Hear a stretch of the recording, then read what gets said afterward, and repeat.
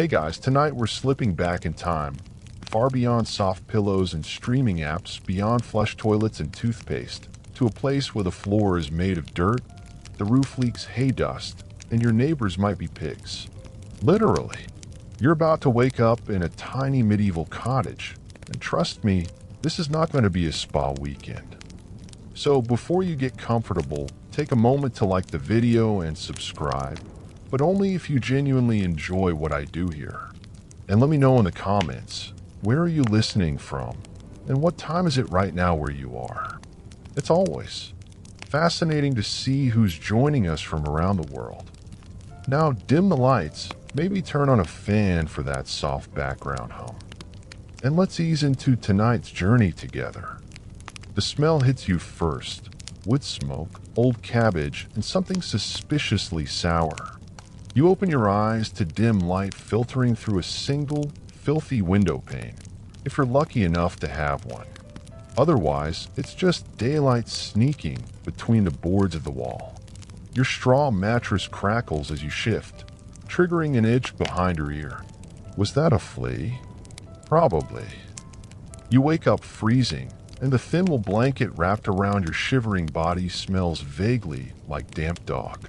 Your sibling is snoring next to you, their feet pressed against your back like two small blocks of ice. You try not to inhale through your nose, because even though you've all gotten used to it, the stale mixture of sweat, old turnips, and unwashed humanity is potent. The fire in the center hearth died hours ago. No chimney here. Just a hole in the ceiling for the smoke to escape, which does a terrible job, by the way. The soot has stained everything. The thatch, the beams, your lungs. It's like sleeping in a half-collapsed barbecue pit. A scratching noise comes from the wall. Rat? Probably. Mice, if you're lucky. You hear something scurry overhead in the thatched roof, and then a soft thud. That's right, this house is also home to birds, bugs, and other visitors who didn't wait for an invite. You stand up, brush bits of straw and possibly a dead spider from your tunic, and immediately step in something cold and squishy. The family goat, bless her heart, had opinions during the night and expressed them near your bedding. You wipe your foot in the straw and mutter, but only in your head. Loud noises wake up the baby, and no one needs that drama right now. You shuffle past your parents, still bundled on their side of the cottage, and crouch by the fire pit. There's no kindling left. You'll have to fetch more today, or freeze again tomorrow. That's how this life goes. Always one skipped task away from misery. You might be wondering, where's the bathroom? Oh, sweet summer child. It's a bucket, and it's outside if you want privacy. And by privacy, we mean everyone in the village politely pretending not to watch you squat in a corner behind the hut. Bonus if it's raining, which it often is. Speaking of rain, your leaky roof has allowed a slow drip to form right over the pantry. Half your precious rye bread is soaked through. Mold? Yeah. Scrape it off and eat around it. No one's throwing food out in this economy. Now comes the fun part, finding your shoes. They're made of leather, badly sewn, and slightly different sizes, and you're not entirely sure which animal the fur lining came from. Possibly rat. You slide them on anyway, and wince. The left one still has that rock stuck in the sole. You keep meaning to fix it, but tools are scarce and time scarcer. That rock? It's your new friend. You limp together now. As you move to the door, you pass the small family shrine. A wooden carving of a saint, soot-darkened and cracked. Someone tucked a dried flower behind it, a hopeful offering against illness, crop failure, and the endless list of other things that can kill you before you hit 30. Historians still argue whether peasants in your village genuinely understood church doctrine or simply followed it out of fear and habit. Either way, you nod at the statue. Can't hurt. You duck through the low door frame, which your taller cousin once split his head open on, and step outside into a blinding fog. The entire village smells like wet dirt and old wool. Smoke trails from neighboring huts, and somewhere, someone is already shouting at a chicken. It's time to start the day. But wait, don't forget your bell knife. Everyone carries one. Not for fighting, though sure that happens, but for the far more frequent tasks of cutting bread, scraping mud, cleaning fish, and once in a while, defending yourself from your cousin Eric, who really holds a grudge since you borrowed his go-kart. Oh, and don't forget to check your hair for lice. Again. That vinegar rinse you used last week didn't work. It never does. You stare down at what your mother cheerfully insists is food. It's technically edible, yes, but so is bark if you chew long enough. In your wooden bowl sits a heaping scoop of pottage, a lumpy, brownish-gray slop that's been simmering in the same cauldron for possibly a week, maybe two. No one really remembers anymore. Each morning, new scraps are tossed in, a turnip here, a carrot rind there, maybe a bone or some old peas. It's less of a recipe and more of a sentient stew that has seen too much. You give it a stir and uncover a surprise, half a beat. Jackpot. Your sibling immediately lunges for it and chaos ensues, but your mother smacks both of your heads with a spoon and order is restored. Sort of. Next to your bowl, a wedge of bread sits like a challenge. It's dense, dark, and hard enough to deflect arrows. Made from rye or barley, bulked out with whatever was available, acorns, tree bark, or in some cases sawdust. Don't laugh. Sawdust has fiber. And in a bad harvest year, it's either that or gnaw on your shoes. You tear at it with your teeth, and the bread fights back. Your molar gives a worrying creak. Don't break a tooth. You'll meet the village dentist later, and trust me, that man owns no tools. Only courage and a rusty pair of tongs. And what are you washing this feast down with? Beer. Yes, beer. And no, it's not a treat. It's a necessity. Water? Forget it. That stream you bathed in last week is the same one upstream neighbors used to dump waste. That cow that died last month, guess where she floated? So unless you enjoy hallucinating while your intestines riot, you drink small ale, a weak, barely alcoholic brew that's safer than water and consumed by everyone, including toddlers. Hydration with a side of buzz. And if you're thinking, what about milk? Well, fresh milk spoils fast. You could churn it into butter or cheese, but only if your family has a cow or goat, and those are luxuries. Most dairy ends up sour or crawling with invisible friends. You drink it anyway, of course. Hunger lowers your standards. As you slurp your breakfast, you notice a tiny movement in the pottage. Is it a weevil? Bit of mouse fur? Hard to say. Historians still argue whether medieval people noticed this stuff or just ignore it on purpose. You choose the latter. It's easier on the stomach. Speaking of which, yours is now gurgling, not in anticipation, but confusion. That wasn't a satisfying meal. It was more of a negotiation with texture. But it's all you get until dusk. Lunch? That's a fantasy for monks and merchants. You'll carry a stale crust into the fields, if you're lucky, and eat it like a nervous squirrel during your brief break. And let's not forget, if it's Lent, Advent, or any of the many saint days, which is basically half the calendar, you can't eat meat at all. Unless you're a noble, of course. They get loopholes. You get fish. Dried, salted, suspiciously smelly fish that's been shipped inland from God knows where and is now served with yesterday's onion. On a good day, you might spot a chicken egg. Maybe. But eggs are valuable, either for trading or for bribing the reeve so he doesn't report that you've been sneaking extra wood from the Lord's forest. And if you're caught poaching, that's not just frowned upon. It's punishable by death. The deer belongs to the king. So does the rabbit, the trout, the pheasant.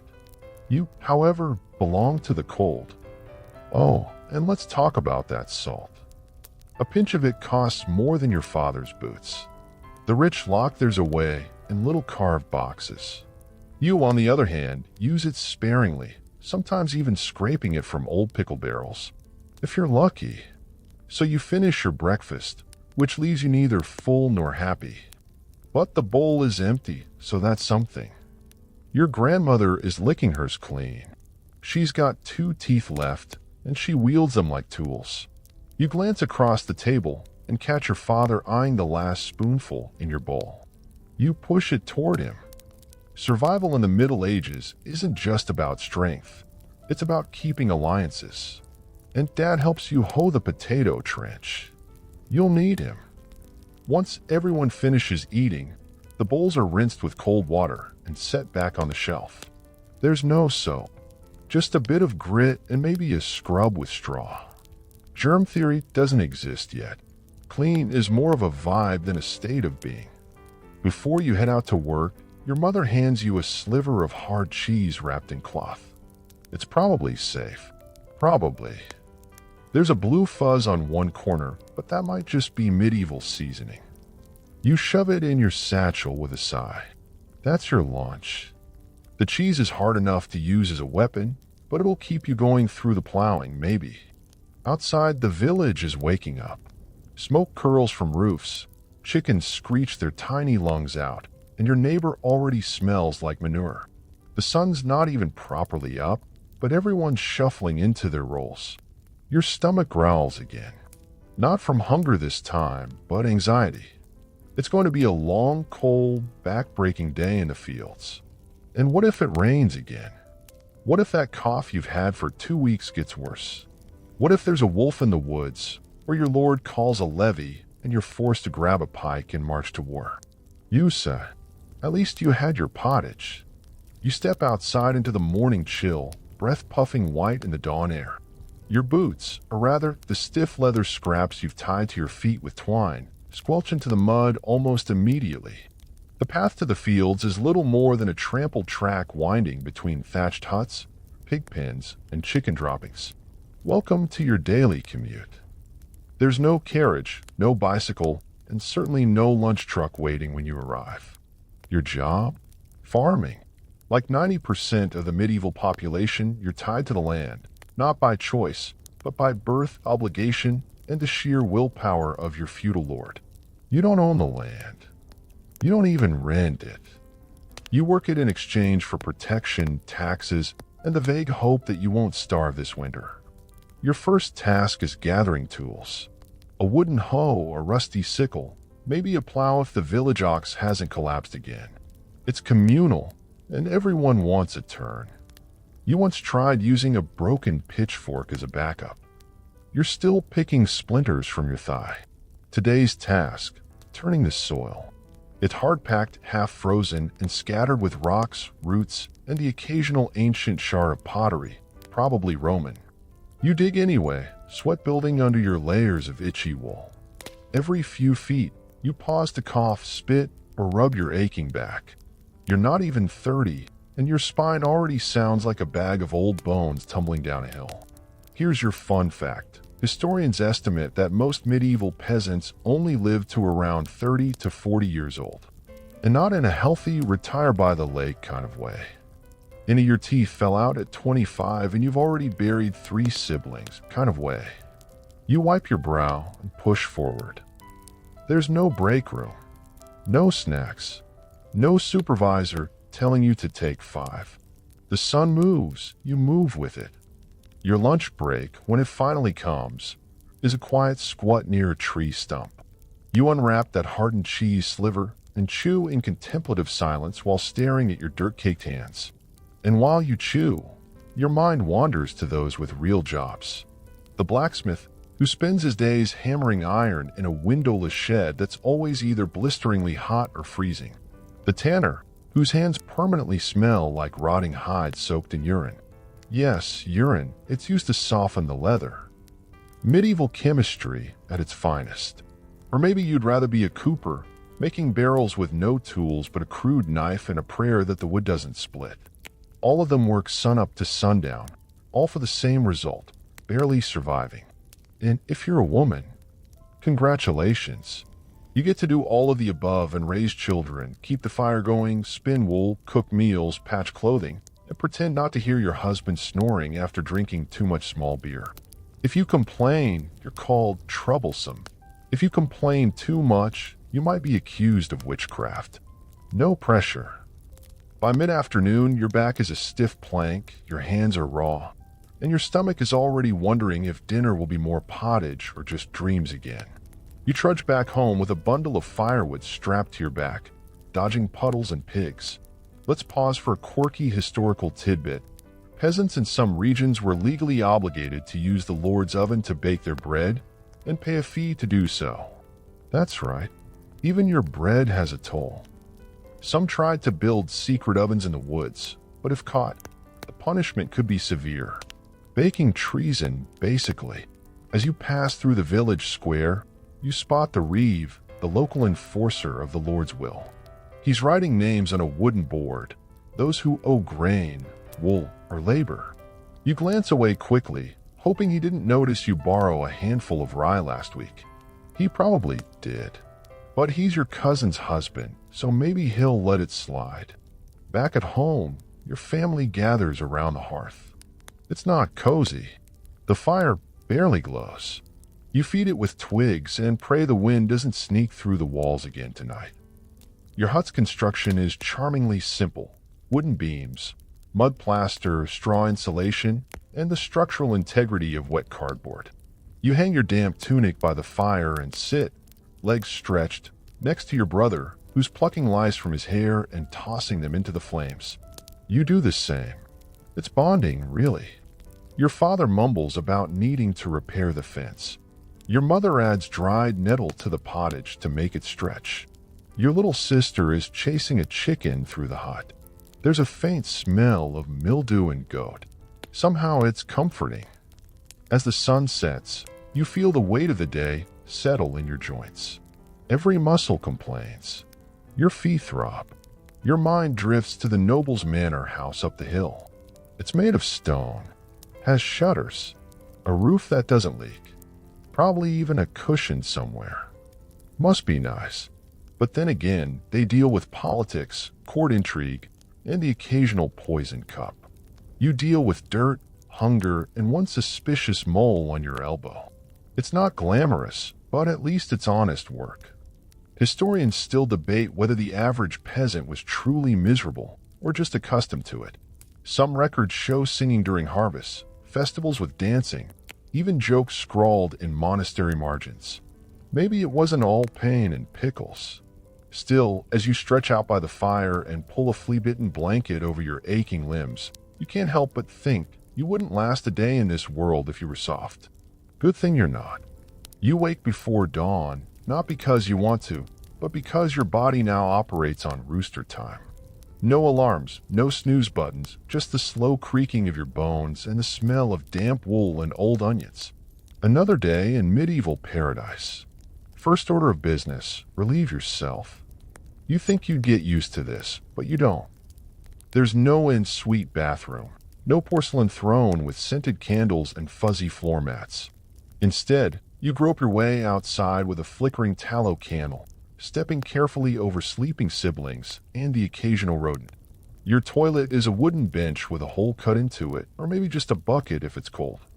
Either way, it's surrounded by buzzing flies and the soul-crushing stench of fermented regret. Afterward, you toss the contents out into the street, shouting a polite "Gardes low," which roughly means look out for the pee. Whether or not anyone listens is their problem. Some towns have public latrines, but they're basically pit stops for germs and gossip. You sit shoulder to shoulder with strangers and pray that no one makes eye contact. Privacy. Medieval people have never heard of it. And hand washing. A noble goal, but there's no soap unless you've bartered for some lye-based sludge from the tallow maker. Most people just wipe their hands on their tunic and call it a day. Germ theory won't be invented for another 500 years, so no one bats an eye when a baby is born, a pig is butchered, and someone uses the same water for all three. Hungry now. Too bad. Breakfast is an event, but not in the fun brunch with friends kind of way. It's whatever's left in the pot from last night's dinner, usually pottage, that perpetual stew of root vegetables, beans, grains, and flavorless hopes. It's been cooking for days, sometimes weeks. People just keep adding new scraps to the bubbling swamp. It's less a recipe, more a lifestyle. You scoop a ladleful into a cracked wooden bowl and gnaw on a hunk of rye bread so dense it could deflect an arrow. It's not unusual for medieval bread to be stretched with filler, sawdust, ground beans, even chalk. Not for flavor, mind you, but to stave off starvation. Your teeth protest with every bite. They've been threatening to quit for weeks now. You drink a cup of weak ale, yes, in the morning. Because the water is complicated. Streams are often full of runoff, human waste, dead animals, and mystery slime. Boiling it takes time and firewood, both of which are in short supply. So beer it is. Low alcohol, but at least it won't turn your intestines into a war zone. The irony? Nobles drink wine, the poor drink beer, but everyone drinks to avoid water. Historians still argue whether small beer really provided significant nutrition or was just the least gross option. Either way, you slurp it down and thank the barley gods for fermentation. Want something sweet? Good luck. Sugar is imported and reserved for the nobility. Even honey is rare unless you keep bees, and those bees have a strong union and no patience for your nonsense. Fruit? Only if it's in season. Most of it gets fermented into wine or cider. Welcome to the original farm-to-buzz pipeline. Now it's time to get dressed. And by get dressed, I mean put on the same clothes you've worn every day for the past year. You have one tunic. Maybe two if you're fancy. It's made of rough-spun wool or linen, hand-stitched, itchy, and permanently damp. Washing it involves fetching water from a well, heating it over a fire, scrubbing with ashes or lye, and hoping it dries before mildew claims it. Underwear. Optional. Socks. A medieval fantasy. Shoes? If you're lucky, leather-turned shoes with the structural integrity of a wet tortilla. Most peasants go barefoot, through mud, dung, rocks, and the occasional broken pottery shard from Roman times. Because yes, those are still lying around, and yes, they still hurt. Let's not forget the fleas, lice, and bedbugs. They don't just live with you, they thrive. Your bedding is straw, your walls are straw, even your roof is straw. You're practically an Airbnb for pests. Everyone itches all the time. Flea bites, scabies, rashes. Pick your medieval souvenir. And since no one really understands skin infections, you just rub on some pig fat and hope for the best. And here's your quirky tidbit of the day. Some people believe that bathing was dangerous, that it opened your pores and let disease in. So while you're itching, sneezing, and slowly going nose blind, you can rest easy knowing it's healthy to be filthy. Public bathhouses existed, but over time, they were associated more with scandal than sanitation. The church eventually banned many of them for being hubs of sin, and possibly syphilis. You do your best with what you've got. Maybe a rinse in a freezing stream, a quick wipe with a damp rag, or the medieval equivalent of dry shampoo, powdered herbs in desperation. Some folks chew mint or sage for oral hygiene, which might mask your breath but won't save your molars from slow-motion decay. Historians still debate whether medieval people truly stank as badly as we imagine, or if they simply didn't notice because everyone else stank too. Smell, after all, is relative. Once you're dressed and barely fed, it's time to open the door and step outside into the waiting day, ready to toil, sweat, itch, and pretend you're not dreaming of a hot shower and a bagel with cream cheese. And remember, this was just the morning routine. The part before things actually got bad. You step outside, already tired. The chill of the morning air slips under your tunic, biting at your legs like an overzealous goose. It's early, so early the sun hasn't yet peeked over the thatched roofs of the village. But there's no sleeping in. You've got work to do. Not a career. Not a job. Survival. Pure, grinding, bone-deep labor. And unless you're among the vanishingly rare merchant class or lucky enough to apprentice with a skilled artisan, you're a peasant. That means your life revolves around one sacred, inescapable ritual, tilling the Lord's land. Not your land, of course. You don't own land. The Lord does. You just scrape by on it, in exchange for the privilege of not starving. Sometimes, you grab your wooden hoe battered, splintered, and probably older than your grandfather, and trudge to the fields. The soil is half frozen or sun-baked, depending on the season, and it offers about as much cooperation as a drunk mule. Your job? Make it produce food. Plow, plant, weed, harvest, repeat. Over and over. No tractors. No irrigation systems. Just sweat, muscle, and the occasional ox if your village can pull together enough resources to keep one fed. Your workday begins with a rising sun and doesn't end until dusk. And even then, there's still firewood to gather, animals to feed, repairs to make, and family to care for. You don't clock out, you collapse. You eat only if you've earned it. You rest only if you're not dead. And if you are lucky enough to live near a river, maybe you get to haul water back and forth in wooden buckets over and over all day long. Hydration doesn't come to you. You chase it and hope you don't fall in. Women, by the way, don't have it any easier. If you're a woman, you do all of the above plus child rearing, cooking, cleaning, sewing, and praying your husband doesn't die from an infected toe and leave you a penniless widow. Children help too, but there's no school to prepare them for it. Just smaller tools and the same crushing expectations. Historians still argue whether peasant life allowed for occasional community bonding, or whether it was just relentless toil from birth to burial. Some records suggest moments of joy, festivals, feast days, dancing, but those were rare and fleeting.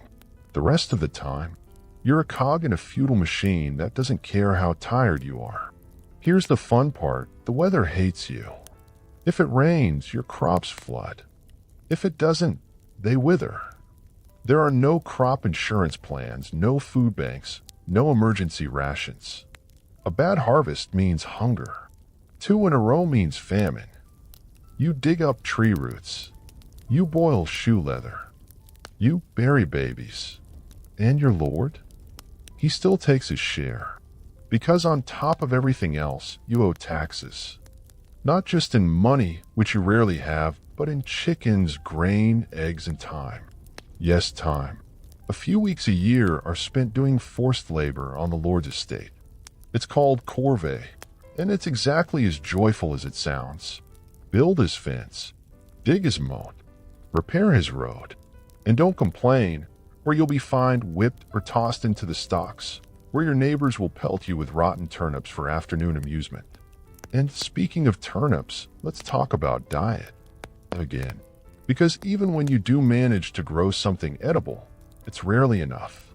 Most of your meals are just various shades of beige, barley, beans, onions, cabbage, and more turnips than any human should be expected to consume without weeping. Meat? Maybe during holidays. Dairy? Only if the cow hasn't dropped dead of foot rot. You chew. You swallow. You don't taste. And then you get back to work. If you're not a farmer, and let's be honest, most people are, you might be a blacksmith, a miller, a carpenter, a cooper, a tanner, or a weaver. Congratulations. Your job still involves smoke, sweat, sharp tools, and a constant risk of tetanus. You might get paid, but probably in food, favors, or if you're extremely fortunate, a few clinking silver pennies that disappear the moment the church comes collecting its tithe. Oh, and forget about weekends. The concept won't exist for centuries. You get Sundays off theoretically, but only if there's no harvest crisis, no repairs to make, and no festivals that demand extra work. Otherwise, it's 7 days a week until your back curves, your hands crack, and your soul quietly exits the premises. A quirky detail: some tradespeople mark time not with hours, but with how many candles they've burned through. A full wax taper might represent a day's work. Light it, labor, extinguish it, sleep, rinse and repeat. Assuming you're lucky enough to afford candles, of course. Otherwise, you work by sunlight or moonlight, and pray your eyes don't give out from the strain. And yet, somehow people endure. They sing while harvesting. They carve little faces into wood for the children. They whistle as they trudge through the mud. Why? Because there's no alternative. Hope in the medieval world is a survival mechanism.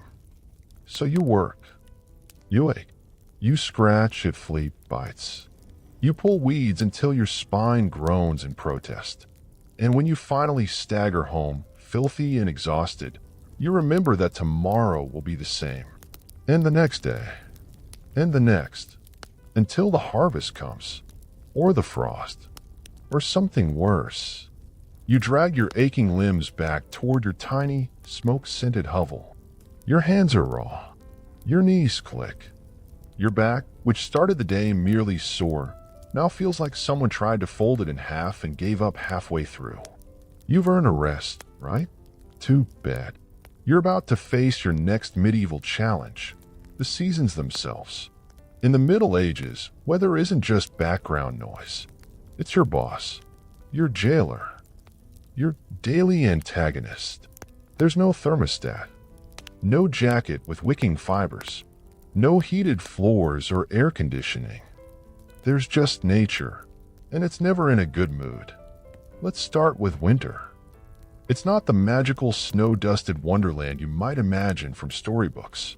No, this is the kind of cold that bites through your tunic, settles in your joints, and gnaws at your bones like a rat with anger issues. Your house, if you can call it that, is made of wood and mud, with drafty gaps wide enough to wave through. Your windows, cloth, not glass. The wind whistles through your walls like it's performing a dirge just for you.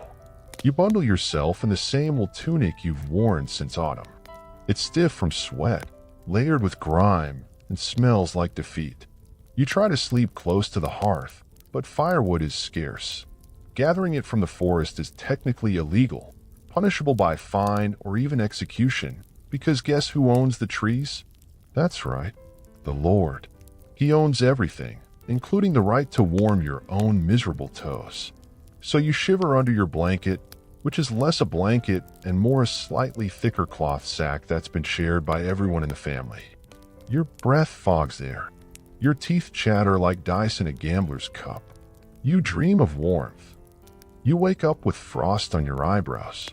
Historians still argue whether communal body heat, yes, everyone huddling together, livestock included, was an effective way to survive winter, or just a great way to trade lice like friendship bracelets.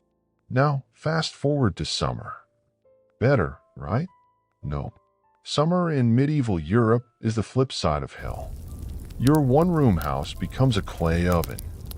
The sun blazes down on your thatched roof, trapping heat inside like a forgotten pie. There's no breeze, no shade, no concept of airflow. You sweat through your clothes, but you can't strip down. Modesty is mandatory, even when it's 90 degrees and you smell like despair. If you're a woman, that means cooking over a fire in multiple layers of wool, while trying not to faint into the pot of boiling pottage. Insects, meanwhile, are thriving. Flies swarm your food. Mosquitoes buzz around your ears all night. Bedbugs launch midnight raids. Fleas treat you like a buffet. You wake up scratching. You go to sleep scratching. You might not even notice when the itching turns into infection. Rain, when it comes, doesn't help. It leaks through the roof, turns your dirt floor into a mudslide, floods your fields and ruins your crops. The thatching overhead drips like a poorly trained barista, and no matter how many pots you place under the leaks, something is always damp, including you. There are no weather forecasts. You don't know if this week's warm spell means a good harvest or a coming drought. You don't know if the cold snap is just a hiccup or the beginning of a killing frost. You read the sky. You listen to old wives' tales. And you guess. Climate wasn't your friend either. The Little Ice Age, an extended period of cooling that affected much of Europe, was already creeping in by the late medieval period. Crop yields dropped. Growing seasons shortened. Winters lengthened. People starved. Whole communities packed up and left. Others simply didn't make it. A quirky little fact. Some medieval folks believed weather was controlled by saints. If your crops failed, it might be because you didn't pray hard enough to Saint Medardus, patron of rain. Need sun. Saint Vitus might help. Or maybe God is just testing your patience through wind chill. Of course, there are remedies. Sort of. Want to keep warm? Layer more wool. Want to cool off? Fan yourself with a piece of parchment and try not to move. Want to avoid flooding? Build your house on slightly higher ground and pray it doesn't just collapse in the mud anyway. And let's not forget the other seasonal hazards. Springtime? Great, except now you've got pollen, waterborne disease, and everything is suddenly slippery. Autumn? Beautiful, but also peak mud season. Trudging to the fields is like wading through cold stew, and your shoes, if you have them, are caked with a mystery blend of cow dung and despair. Historians debate whether medieval communities had any concept of climate resilience. Some say yes, evidence of crop rotation, shared granaries, and whether rituals show adaptation. Others argue those were just desperate flails at an uncaring sky. Regardless of the truth, one thing is clear: the weather does not care about your plans.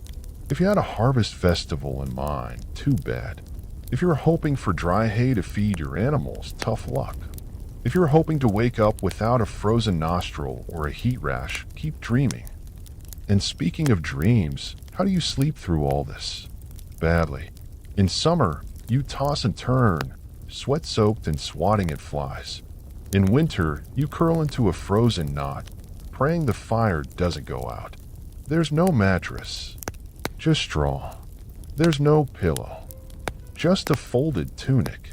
There's no silence. Dogs barking, cows groaning, neighbors arguing, babies crying, church bells clanging. And yet, the work starts again tomorrow. Because the weather doesn't wait. The field doesn't plow itself. And the Lord's tax collector certainly doesn't accept excuses about heat stroke or frostbite. You survive the seasons not because you're strong, but because you don't have a choice. You adapt. You endure. Or you die. The sun is just starting to dip behind the trees as you stumble back toward your hovel, stomach gnawing at itself and legs aching from yet another day in the fields.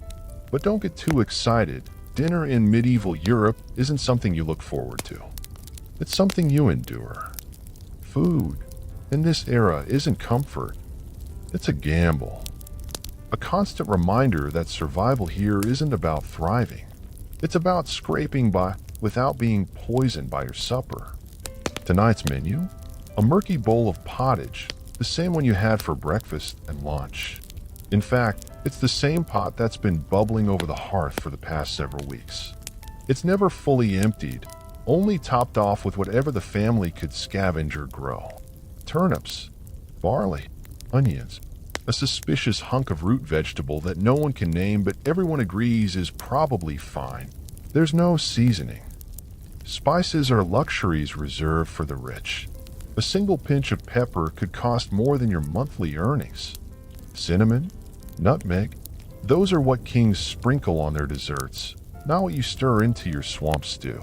The only real flavor comes from the smoke wafting through the hut or the lingering essence of last week's rat visitor. Meat? Forget it. Unless it's a feast day where your lord feels unusually generous, you won't see meat more than a few times a year. When you do, it's usually something stringy and suspicious, salted into near mummification and hung above the hearth like a prize that no one's brave enough to touch. Cheese is rare. Milk spoils fast. And eggs? You'd have to beat the chickens to them, assuming the chickens aren't sick, dead, or already dinner for someone else. Historians still argue whether peasants consumed more protein than we give them credit for. Some evidence suggests fish and legumes were regular additions, but even those came with seasonal availability and social rules. For example, the church dictated which days you were allowed to eat what. Fridays? No meat. Lent? Even stricter. Saints' days? Exceptions, but only if you can afford the luxury. And if you're caught poaching, say snaring a rabbit or hunting in the Lord's forest, it's not just a slap on the wrist. That rabbit could get you fined, branded, or even executed. Your hunger is not the law's concern.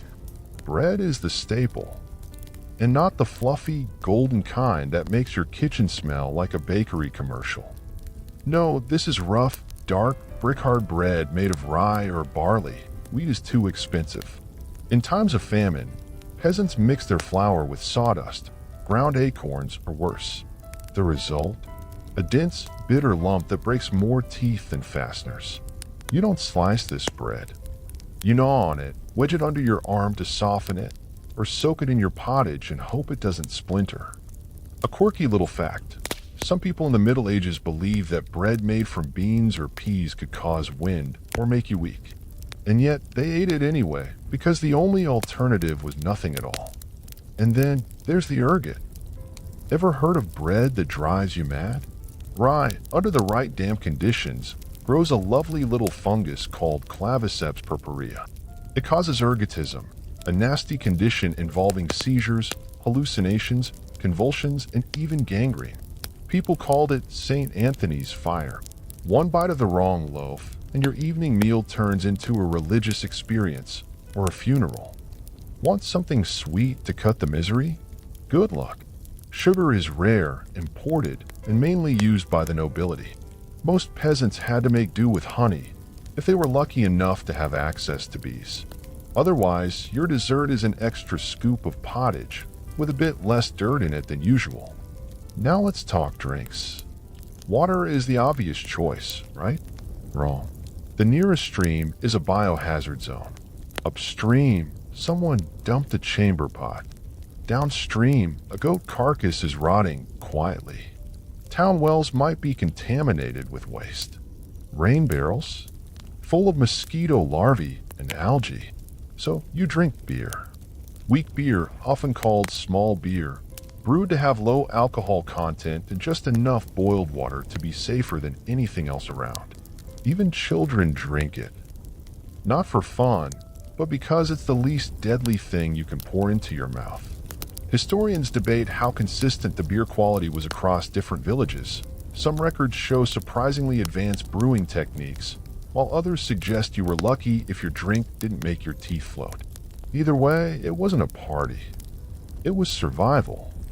Sometimes you get a treat. A bit of porridge sweetened with dried fruit if you're lucky. A hunk of cheese that hasn't gone blue. Maybe even a slice of salted fish that was somehow missed during inventory. But don't get used to it. There's no food safety. No expiration dates. No refrigeration. If something smells weird, you just scrape off the green part and pretend it never happened. Insects are a constant. Rats too. They love your grain, your bread, and your face. Every storage bin is an open invitation to pests. You might think you're eating alone, but chances are something smaller and fur-covered is chewing away just out of sight. Dinner is eaten with family. There's no dining table, just a shared pot over a smoky fire and wooden spoons that never seem clean. You sit on the floor or a wooden stump, or maybe a rock someone dragged in from the field. You eat quickly, not because you're enjoying it, but because you're starving. You don't savor. You consume. You survive. And when the meal is over, there's no dessert, no wine, no digestive. Just a few minutes of scraping bowls, wiping hands on your tunic, and tossing the bones to the dog, if you have one. Then it's straight to bed, your belly half full and your brain already dreading the next identical meal. Because tomorrow it starts all over again. And there's a good chance that sometime in the near future, the crops will fail, the storage will run out, and dinner will be nothing more than a hollow memory of what used to be. Sleep tight. The flickering fire has dimmed, your bowl is scraped clean, well, as clean as it ever gets, and now it's time to settle in for the night. You might expect a sliver of peace, a quiet reprieve from a day spent bent over in fields, chewing on famine bread, dodging rat droppings, and trying not to die of thirst. But bedtime in the Middle Ages isn't exactly a lullaby. You retreat to your bed, or rather a glorified sack of straw. The mattress is flattened and moldy, stuffed with hay, lice, and regret. The same hay your goat slept on last month, and your great-uncle may have died on the year before. You don't think about that part. Instead, you pull up your only blanket, heavy and crusted with a year's worth of grime. It smells like wet dog wrapped in mildew. There's no privacy. None. You're wedged between family members, sometimes up to 10 or more, all snoring, wheezing, and twitching in their sleep. There's the cousin who talks in his dreams, the sister with a hacking cough that never seems to go away, and the neighbor who never left after that one storm 6 months ago. And then there's the wildlife, bedbugs, lice, and the occasional rat tail brushing your ankle. You don't scream. That would wake the baby. Instead, you swat, scratch, and pray it doesn't come back with friends. Everyone itches. Everyone stinks. And no one ever really sleeps well. You pull your tunic tighter around your body. Changing into sleepwear? Not a thing. You sleep in what you wore that day. And the day before. And for about 50 more days, until the cloth becomes more oil than fabric. Undressing would mean exposing your skin to the cold and potentially giving lice an all-access pass to your torso. Historians still argue whether medieval peasants actually got full nights of sleep. Some evidence suggests segmented sleep, 2 shorter sleep periods with a wakeful hour or 2 in the middle was normal. People might get up to stoke the fire, pray, or have a snack before dozing off again. But whatever the pattern, comfort wasn't part of it. You shift in your damp bed, listening to the night noises, the wind hissing through the wall cracks, a dog barking in the distance, hoofbeats on the path, either a late traveler or someone about to rob your entire village. It's hard to tell which. Suddenly, a scream cuts the air. A real one this time. Probably old Gerda next door. She sees ghosts, or thieves, or maybe she just fell into the pig pen again. You wait, hear nothing more, and go back to pretending this is normal. And what if you're in a castle? Surely it's better, right? Only marginally. Sure, the mattress might be stuffed with feathers instead of straw, but you still have drafty walls, smoke from torches seeping into your lungs, and a bed shared by too many limbs. Your lord might be snoring next to his own farts in a royal chamber pot. There might be a tapestry on the wall, but it's full of moths. And beneath your floorboards, servants, rodents, and secrets. The chamber pot, by the way, is your toilet for the night. A ceramic or wooden bowl that you hope doesn't tip. You can't leave the house. The streets are too dangerous. In towns, they're teeming with thieves, drunken brawlers, and feral animals. You do your business right next to your sleeping cousin, then hope no one knocks it over before morning. And then there are the dreams. Dreams in the medieval mindset weren't just your brain unwinding. They were divine messages, warnings, omens. People feared them, wrote them down, analyzed them. A nightmare about a black dog could mean death. Dream of flying? Maybe you're possessed. Or maybe you just inhaled too much smoke from a hearth. In any case, best not to mention it to anyone, or the local priest might want to dunk you in holy water, or worse, start whispering about demons. Sometimes the village healer offers you a remedy for nightmares. It's a dried herb. It smells awful. It does nothing. You clutch a wooden charm to your chest and pretend it's helping. You're not sure whether it's superstition or faith, but frankly, you'll try anything to make it through the night. A quirky detail. In some regions, people hung iron scissors or herbs over the bed to ward off evil spirits. Others placed shoes upside down near the door or tied garlic to their windows. Superstition is the medieval version of a home security system. You close your eyes and try to sleep, but your stomach growls again. The pottage didn't cut it. You think of the bread you hid under a floorboard last week, but it's probably moldy by now. Or stolen. Or both. So you're either hungry. Again. Your feet are cold. Always. There's no insulation, no fireplace in your corner of the hut. You curl into a fetal position, trying to preserve warmth and dignity at the same time. The smoke from the dying fire chokes the air. Your lungs feel tight. Your throat scratches. You cough once softly, so as not to wake anyone. The coughing doesn't stop. Someone groans. Someone snores. Someone whispers a prayer. You roll over and stare at the wooden ceiling, which is just the underside of the thatched roof. You watch a spider spin its web and hope it eats the other bugs. Maybe tonight you'll get 4 solid hours of sleep if the lice aren't too ambitious and no one rolls onto you. Eventually, exhaustion wins. Not comfort, not peace, just the sheer weight of fatigue. Your muscles slacken, your mind fuzzes over, and you drift into sleep, haunted by the fact that tomorrow, this exact day will play out again, step by grueling step. Because in the Middle Ages, bedtime isn't rest. It's just the least awful part of a life designed to wear you down one uncomfortable hour at a time. You wake to the sound of distant bells, but it's not the warm, comforting chime of a digital alarm. It's a clang heavy and solemn, echoing across cold stone and fog-drenched fields. It's not even meant for you. It's a church bell, a toll of obligation, not invitation. And no matter how little sleep you got, you're up again. Because the village expects it. God expects it. And so does that nosy neighbor who watches, who shows up at morning mass.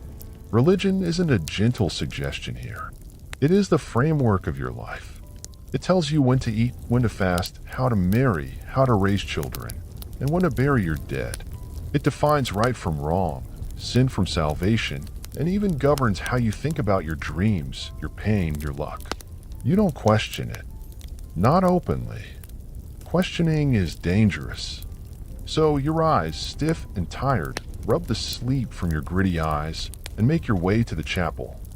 Your joints crack, your head throbs, and your tunic still smells like smoke and boiled cabbage. But you trudge on. Inside the chapel, it's cold, colder than outside sometimes. Stone doesn't retain heat. Candles flicker near the altar. The priest stands before you, speaking in Latin, which you do not understand. You bow when others bow. Kneel when they kneel. Mouth words you've memorized phonetically, even if they mean nothing. Religion in the Middle Ages isn't about understanding. It's about ritual, repetition, fear. You glance at the statue of a saint, half of his face melted from candle smoke, the other half gazing sternly at your soul. He's judging. So is everyone else. Historians still argue whether medieval peasants truly grasped the deeper tenets of Christianity, or if faith was more about social order and routine than spiritual connection. But to you, that distinction doesn't matter. Missing Mass means punishment. Forgetting confession could curse your harvest. Suffering isn't just bad luck, it's divine wrath. So you obey, and you tithe, always the tithe. 1/10 of everything you produce, no matter how poor your year has been, goes to the church. Eggs, grain, wool, chickens, if you have it, they'll take it. If you don't, they'll take what's left of your dignity. And failing to tithe, that's theft from God. People have been excommunicated, or worse, for less. You don't resent the church openly, of course. That's heresy. But you do notice the priest's robes are silk-lined, while your children wear tunics patched from sackcloth. You see the chalice is gilded in gold, while your own cup is a chipped wooden mug. But again, you say nothing. Religion isn't just weekly church services. It's your calendar. Dozens of feast days, saints' days, holy festivals, each one dictating whether you can work, eat meat, or have sex. There's no such thing as the weekend. Only God's schedule, etched into your muscle memory. Want to get married? The church decides. Want to bury your aunt? The church must bless it. Want to name your child after your grandfather? Better check the saint list first. Even birth and death certificates, though informal, are tied to the church's oversight. Your life is bookended by blessings and buried in sacrament. A quirky fact, bells weren't just for worship. People believed the sound of church bells could ward off storms, plagues, and even demons. The louder the bell, the better your odds. So when thunder rolls in, guess what's ringing through the valley like your last line of defense?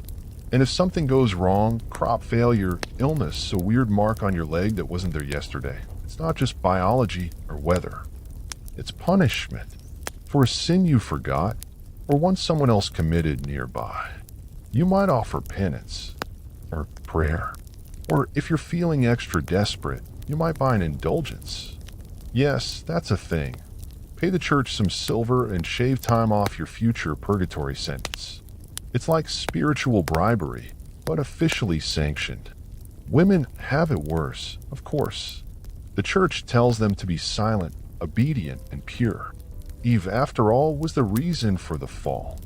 So your very existence comes with a footnote of guilt. You might get into heaven. Maybe. But only if you keep your head down, your veil on, and your opinions locked in a dark percented box. And if you're widowed or single too long, the gossip starts. Maybe you're a witch. Maybe you talk to animals a bit too much. Maybe you know how to brew teas that soothe fevers, and suddenly that herbal knowledge is suspicious. Witch trials don't happen every day, but the fear of one lingers, especially for women who stand out. You leave the chapel in silence, stepping over puddles and manure. The road is still muddy. Your back still hurts. But at least now you've done your sacred duty for the day. God might forgive your unwashed sins if you keep the rituals sharp. You whisper a final prayer to a wooden crucifix nailed above the chapel door. Please, just let me make it through this week. You pause. Add one more. And maybe make the pottage less gray tonight. Then you head back into the world, knowing full well that no matter how hard you work, how much you suffer, or how many nights you spend freezing in prayer, you are small, fragile, and dispensable. But hey, at least you're not a heretic. Yet, your stomach growls again, reminding you it's time to think about food, or whatever passes for it in the Middle Ages. You trudge back from the chapel toward your hovel, hoping the fire's still smoldering and that no rats have claimed your dinner before you've had a chance to. Let's talk about what's on the medieval menu. Spoiler alert, not much, not enough, and rarely anything you consider a meal by modern standards. For peasants like you, food is fuel, not flavor. You eat because if you don't, you'll collapse in the field tomorrow, and someone else will take your place. That's how dispensable you are. So you eat whatever's available. And most of the time, that means pottage. Yes, again. This thick, lumpy stew has been slowly bubbling for days, maybe weeks. New ingredients are just dumped in as they appear. Turnips, barley, leeks, beans, stale bread. Occasionally a scrap of meat or a bone, if someone nearby slaughtered a pig. The pot is never truly cleaned, and you're not entirely sure where the line is between soup and science experiment. Bread accompanies nearly every meal, but don't get excited. This isn't warm, fluffy focaccia. It's a rock-hard wedge of sour rye or barley, often bulked up with filler. Sawdust, ground bark, mashed up roots, whatever can stretch the dough. When harvests are poor, and they often are, desperation leads to creativity, and sometimes tragedy. Here's a quirky, dark tidbit. In bad rye harvests, the grain often became infested with a fungus called ergot. It's toxic. Eating ergot-tainted bread can cause seizures, hallucinations, and even death. Some historians think entire villages were poisoned this way, and it may have inspired tales of witches, demons, and dancing plagues. Imagine seeing angels while foaming at the mouth from your breakfast. Magical, right? Back in your kitchen, or more accurately, the smoky corner of your one-room hut, you gnaw on your hard bread, sipping weak ale instead of water. Remember, water is a gamble. Even a nearby well might be contaminated. So everyone, including children, drinks small beer, a low-alcohol brew that's just safe enough to keep dysentery at bay. Hydration by fermentation. Want cheese? Maybe if it hasn't spoiled. Milk doesn't last long without refrigeration, and the air isn't exactly pasteurized. You scrape off the green parts and hope the rest is edible. Spices? Forget it. A pinch of pepper costs more than your yearly wages. Salt is a treasure, locked away or taxed heavily by the Lord. And meat, let's just say you better be important to get any. Nobles feast on roasted boar, honey-glazed birds, and stuffed game. You get a knuckle bone if you're lucky. Sometimes the Lord hands out meat on feast days or holidays, but it's rare, rationed, and usually gristly. And yet, somehow, this is a good year. At least you're eating. Because in bad years, after a poor harvest or during a famine, there's nothing. People boil grass, chew on roots, dig through refuse. In extreme cases, there are rumors of worse. Starvation twists the mind. Historians still debate the true scale of medieval famines, especially those during the 14th century. Some records suggest millions perished, while others believe the numbers are exaggerated. What's certain is that when the harvest fails, the villages suffer deeply and quietly. Death by hunger is slow, unremarkable, and eerily silent. You finish your meal, if you can call it that, and set the bowl down. It's not clean. Nothing ever is. You wipe it with a rag that's just a less dirty part of your tunic. There's no soap, no sink. Cleanliness is aspirational and often discouraged. Remember, too much bathing lets disease in. As night approaches, you look at the meager pantry. Dried beans, a few turnips, a moldy onion. This has to last the week. You mentally portion the rations, wondering how many bites you can spare for your children, your spouse, the neighbor who sometimes trades eggs for firewood. Everything's a barter. There's no cash economy for you. A pot of pottage might get you a candle. A hunk of bread might buy you favor from someone who has a spare pair of shoes. The market isn't just a place, it's your lifeline.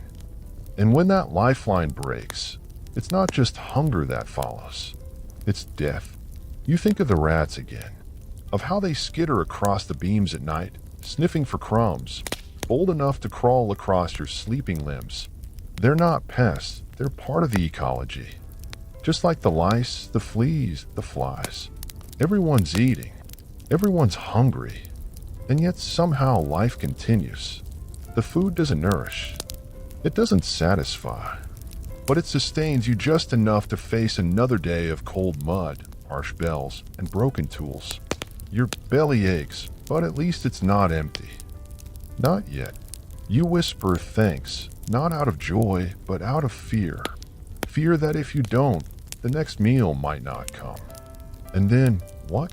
Because in the Middle Ages, your relationship with food is simple. You chase it. You pray for it. You fear losing it. And when you do get it, you eat without complaint. Even if it tastes like sadness. You shift your aching body from the floor and look toward the door. Outside, the sun is low on the horizon, meaning it's nearly time for more work. Because in the Middle Ages, the day doesn't end with dinner. There's still light, and light means labor. So you grab your hoe or your spinning wheel or whatever tool your life demands, and you head back out. The air is cool now, but it doesn't help much. Your back still aches. Your hands are calloused. Your legs feel like you're dragging them through wet wool. But you keep going because if you don't eat tomorrow. Or worse, someone accuses you of laziness, of idleness. A sin almost as deadly as theft in the eyes of your neighbors. The late-day chores are endless. If you're in the fields, you might be gathering the last of the day's harvest. Onions, leeks, maybe some herbs if the soil has been kind. If you're a woman, you're likely tending the fire, weaving wool, repairing clothes, or scraping dried mud off the children's feet with a stick. And if you're a child, you're not playing, you're herding chickens, fetching water, or scaring birds away from the cabbages. The medieval world doesn't have the luxury of evening. It's just less daylight. You work until the sun disappears behind the trees, and even then, there's more to do by candle or hearth. And candles, those are a luxury. You might have a rushlight, which is basically a dry weed dipped in tallow. It smells awful, burns unevenly, and fills the room with a greasy smoke that makes your eyes water. But it's either that or bumping into your neighbor's cow in the dark. Again, as you continue working, you hear other sounds of the village winding down. A blacksmith hammering one last horseshoe. A shepherd whistling to his dog. A baby crying for the third time today, and no one's sure if it's from hunger, teething, or just general medieval despair. In the distance, you might hear the evening bell from the church tower. It's not just a spiritual cue, it's a schedule. It tells you when to stop, when to pray, when to huddle inside and hope the wolves don't come too close to the village tonight. The wolves are real, as are the bandits. So are the superstitions. Doors are bolted, not with locks, but with wooden beams or iron latches if you're lucky. A dried herb might be hung above the lintel to ward off spirits. And your neighbor, Old Maud, swears she saw a devilish shape in the woods last week. You know it. Better safe than sorry. And speaking of the devil, nighttime is when people worry most about spiritual threats. The medieval mind doesn't separate darkness from danger. Night belongs to things you don't understand, things the church warns you about. Demons, witches, ghosts of the unbaptized. So you keep working. Keep moving. Keep chanting a half-remembered prayer under your breath, just in case. Here's a quirky note. In some regions, people believe that working too late in the evening invited bad spirits into your home. But you can't afford to stop, so you take the risk. The devil may come, but he'll have to wait until you've finished patching your only tunic. And what happens if you fall ill again? If your leg swells from a spider bite or your fingers blister from the spinning wheel? You work anyway. There's no such thing as sick leave. There's no such thing as rest. There's only survival. Historians still argue whether peasants truly worked every waking hour or whether the church-mandated feast days gave them pockets of leisure. But for you, leisure is never a guarantee. It's just a lucky accident when no one needs you for a few moments. Even now, as the sky darkens and the stars blink awake, you feel it, the pressure, the constant, unyielding demand to keep going. Because rest is for the rich, and you're not rich. You finally step back inside your home. The floor is damp. The air is smoke-filled from the fire pit. You check on the family. Your spouse is nodding off mid-stitch. Your children are curled in the corner, still clutching sticks from their imaginary games of not dying of hunger. And you're just glad the roof hasn't caved in. There's one last task before bed, the livestock. If you have a pig, it needs to be shut in. If there's a chicken, it gets brought inside so it's not stolen or eaten by a fox. Yes, you literally sleep beside your animals. They give warmth in their own fragrant way, and their presence is oddly comforting, at least until one of them steps on your foot in the middle of the night. You lay out your sleeping spot, still the same damp straw mattress from last night, now slightly more compressed and slightly more suspicious smelling. You drape your blanket, thick with old sweat and fire soot, and lie down. Outside, the wind howls. Or maybe it's just the neighbors snoring. Either way, the village settles into an uneasy quiet. You survive the evening. You endured the endless cycle of labor. But rest won't come easily. Not when your muscles twitch. Not when your head itches from lice. Not when you know tomorrow holds more of the same. Because in the Middle Ages, the day doesn't end. It just pauses long enough to make sure you don't get too comfortable. You stir in the middle of the night, not from dreams, but because your body refuses to rest on a bed that feels like a bale of rotting straw soaked in goat breath. The fire has burned low, and the room is dark save for the faint glow of embers. It's cold again. Of course it is. You try to shift, but your shoulder is locked into a medieval cramp, and something tiny scurries across your foot. Mouse? Bug? One of the chickens? You don't check. You don't want to know. Welcome to the witching hours. Nighttime in the Middle Ages isn't peaceful. It's just another flavor of misery. Sleep isn't guaranteed. It's fractured, uneasy, and often split into two phases, what scholars call first sleep and second sleep. People would often wake in the middle of the night, stay up for an hour or two, pray, stoke the fire, maybe even visit a neighbor for a gossip and pottage session, then go back to sleep again. Assuming, of course, you weren't too cold, hungry, or infested with bedbugs to fall asleep at all. And just to keep you on your itchy toes, let's remember, this was prime time for burglars, spirits, and whatever mysterious illnesses like to creep in after dark. A cough that sounded harmless during the day now echoes like a death sentence. Someone down the lane is wailing. Maybe from childbirth. Maybe from a dream. Maybe the rats finally won. Historians still debate whether this segmented sleep pattern was universal, or whether it varied by season, class, and geography. But for you, the truth is simpler. Sleep comes in scraps. And even in those brief windows, rest isn't really restful. You finally doze again. This time, the rooster wakes you. Not gently. Not like a storybook. No, this rooster has all the subtlety of a demon alarm clock. You jolt awake to its shrill crow, followed by the unmistakable splash of someone emptying a chamber pot nearby. Again. And just like that, the new day begins. You're already tired. Your joints pop as you sit up. Your head is pounding, maybe from the smoky air, or maybe from the fact that you haven't had a decent night's sleep since ever. You stand, stretch, immediately regret stretching, and shuffle to the door. Morning light spills into the hut in that grim, grayish tone that says, "You're going to be wet and dirty again today." You inhale deeply, and immediately wish you hadn't. The air is thick with mud, smoke, manure, and the lingering ghost of yesterday's fish stew. And yet, this is normal. This is your baseline. You step outside barefoot because your shoes fell apart last harvest, and there's no money for new ones. The mud squelches between your toes. Somewhere a dog barks. A neighbor sneezes loudly. Another is already yelling at their ox. It's chore time again. First up, water. You grab a wooden pail, heavy and damp, and begin your walk to the village well. It's a shared resource, often lined with moss and suspicion. You wait your turn behind two other peasants, nodding politely as one tells you about her cousin's tooth falling out mid-prayer. You feign interest. She smells like boiled cabbage and regret. When your turn comes, you drop the bucket into the well. It splashes. You haul it up slowly, arms straining. The water is cold and clear. Looks refreshing, but you know better.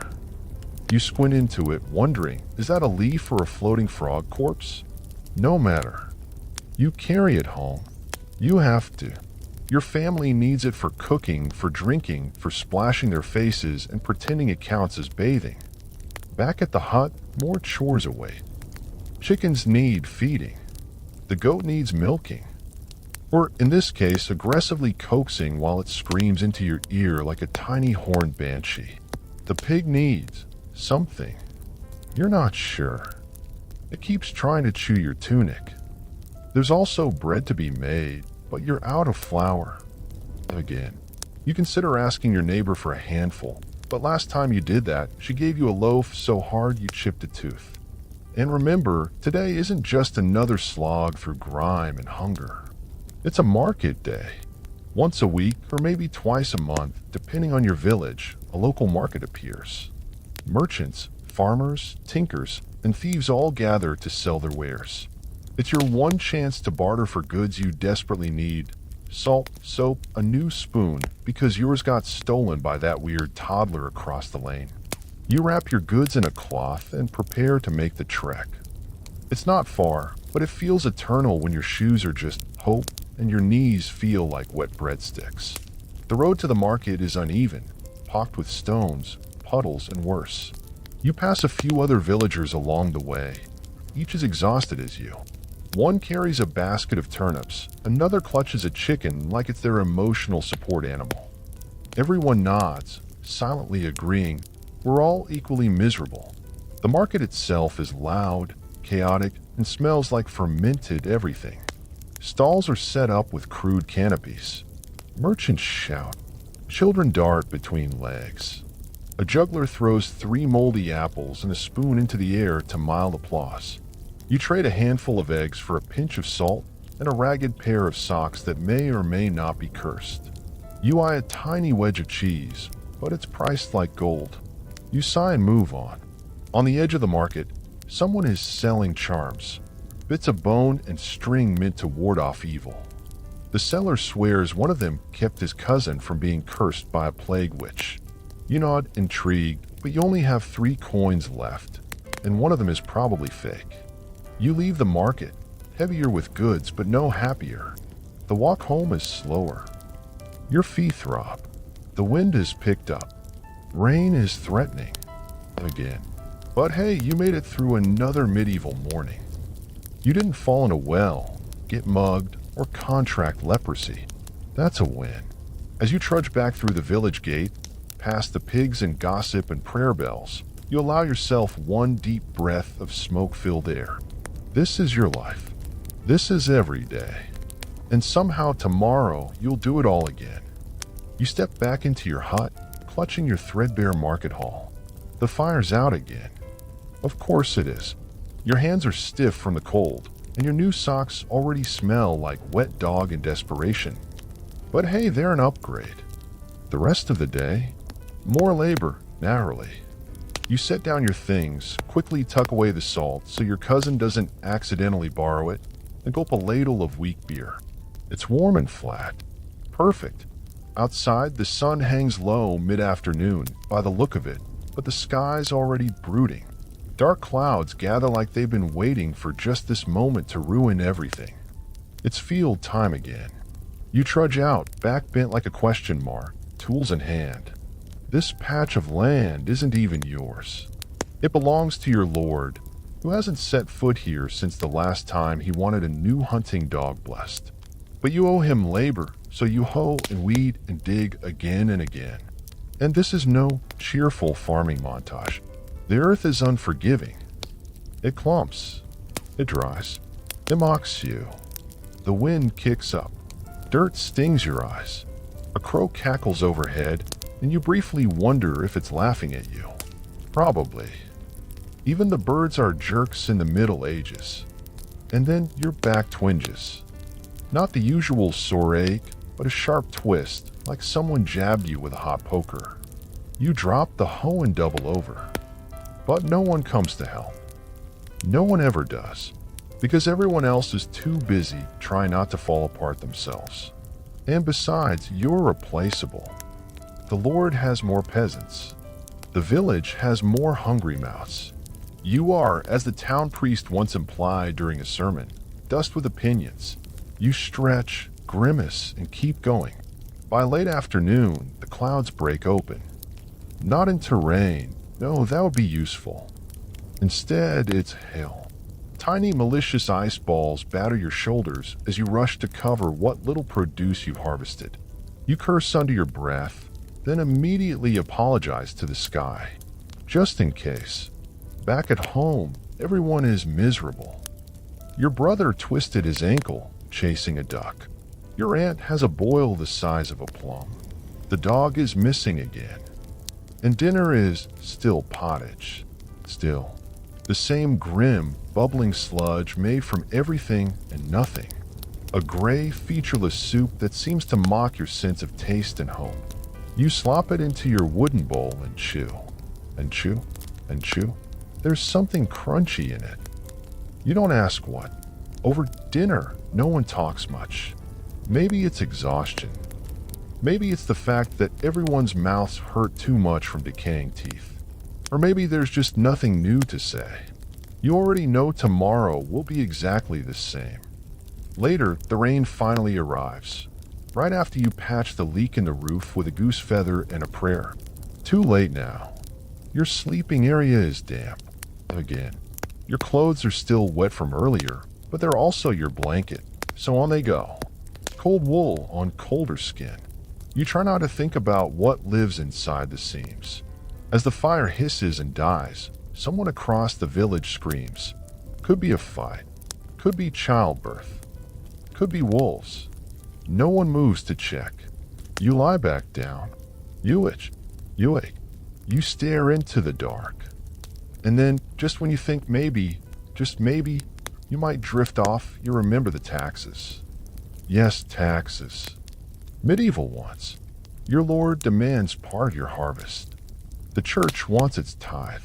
The crown might impose a random levy for some war in a place you've never heard of.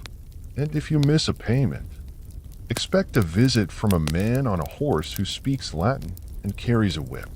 Historians still argue whether peasants truly lived in constant fear of tax collectors, or if that fear grew more intense during famine years. Either way, your stomach churns, not just from the pottage. It's not fair, but it's life. Your tiny corner of feudal Europe exists to feed the machine above it. Nobles, clergy, kings, they all eat better because you dig in the mud. The worst part? You're grateful when they leave you alone. You shift into straw, flinch as something tiny bites your thigh, and pray that the taxes are delayed, or that your cow survives the winter, or that your child doesn't die of whatever made his nose turn blue yesterday. Even your dreams offer no escape. In them, you're still bent over a field, still barefoot, still hungry. Only now the sky is falling and someone's yelling heretic in the distance. You wake with a jolt. Just a dream. Maybe. It's fully dark now. The hut groans with wind. You hear something scuttling inside the wall. Maybe a rat. Maybe the cat. Maybe the rat is chasing the cat. You're too tired to care. Outside, thunder rolls over the hills. You hug your knees and stare into the shadows. No one in the hut speaks. Sleep might come. It might not. Either way, morning is inevitable. And when it comes, the pottage will still be gray. The roof will still leak. And you will still be trapped in this slow, aching loop of toil, weather, and obligation. But for now, you close your eyes and hope, just for a few hours, you don't dream of mud. Somewhere, not far from your damp straw pillow, the church bell tolls. Once, twice.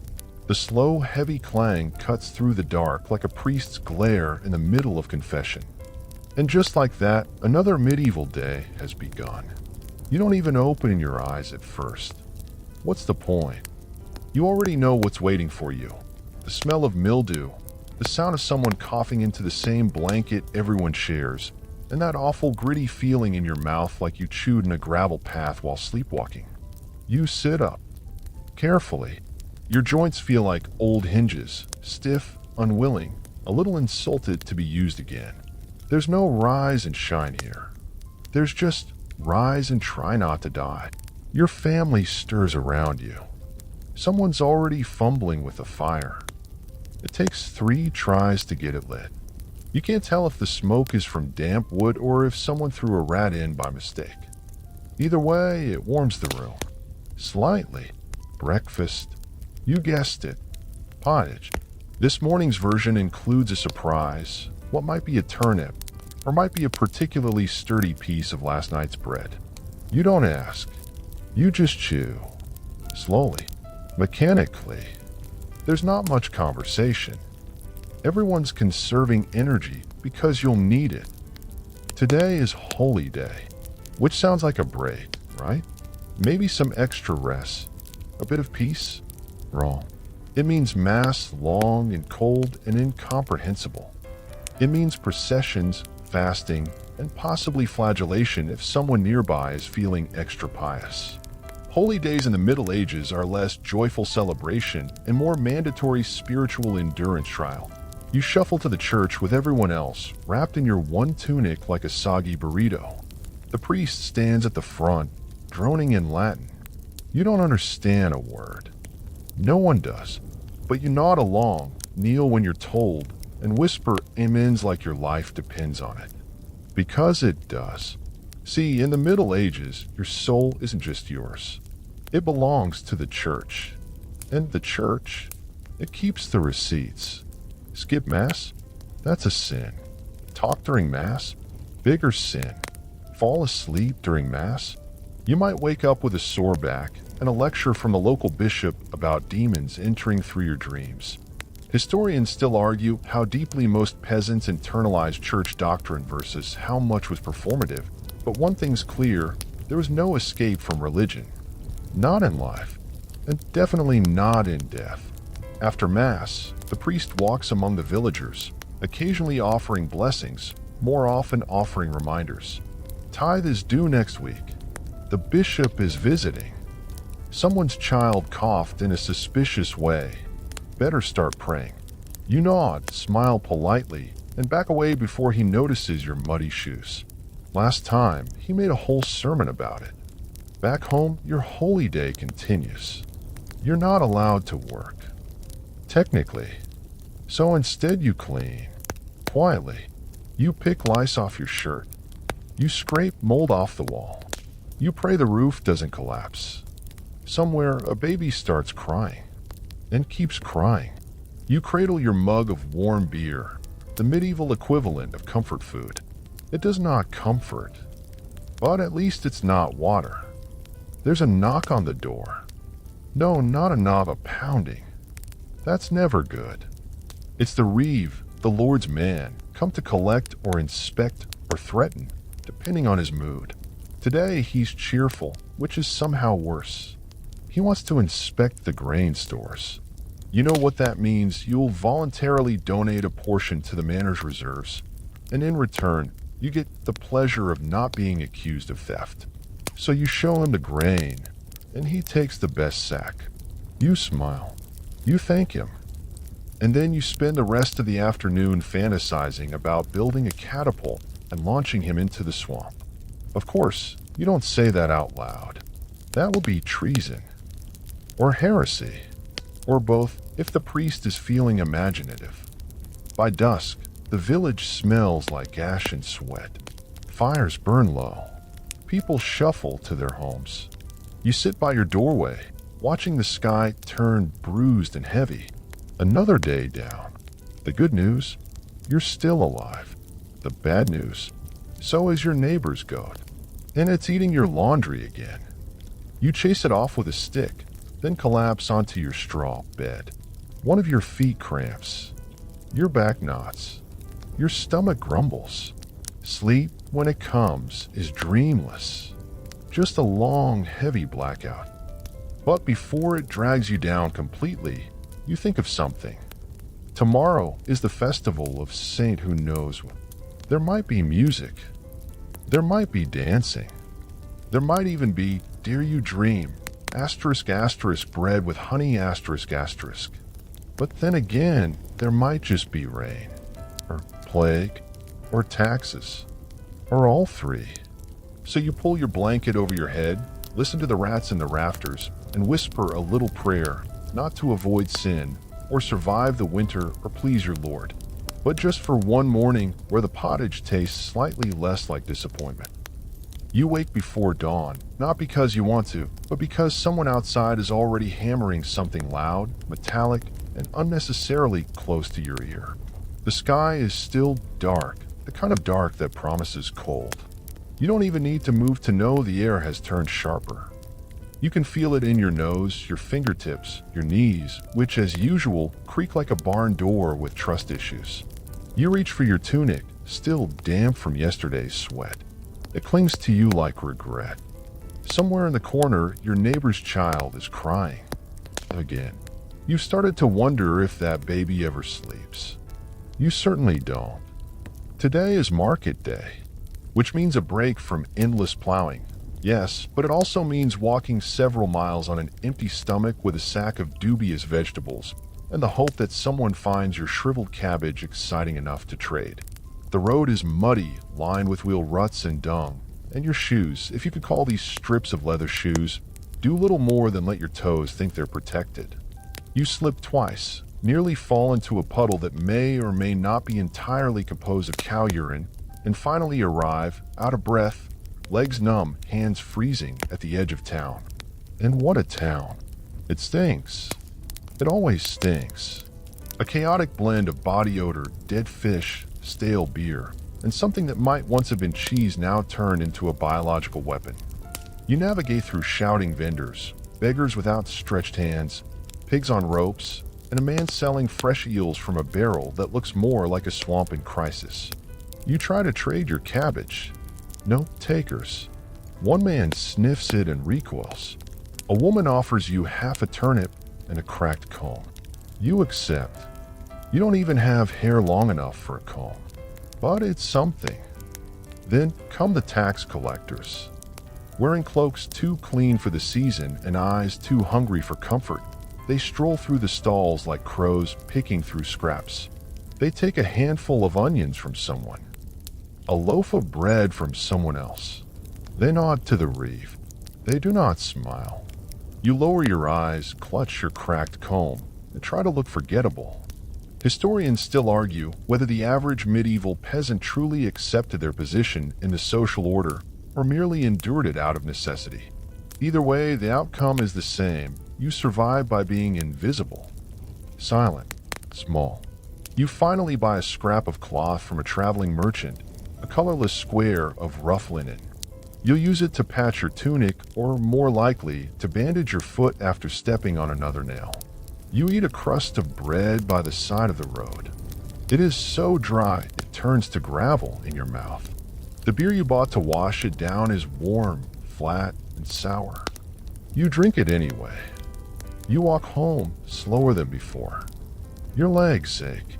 Your back throbs. Your sack now contains less than what you left with. At home, your wife is boiling pottage. Again, she scraped a bone for flavor. No meat, just marrow, residue, and hope. The kids are filthy. One of them has a swollen eye from a fight over a stick. You sigh, check the wound, and say a quiet prayer that it doesn't turn into something worse, like pus or death. After dinner, if you can call it that, you join the others at the village square. Someone's playing a flute. Badly. A few people dance. A juggler drops everything twice.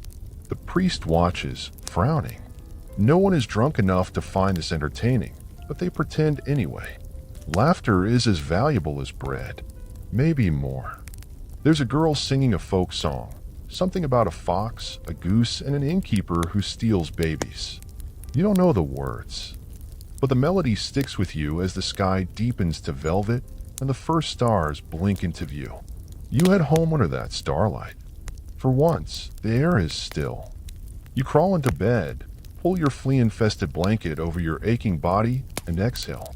Somewhere, a wolf howls. Somewhere closer, someone coughs. You close your eyes and dream of a better century. Let it all fade now. The cold stone walls, the scratchy wool, the pottage that never quite fills you.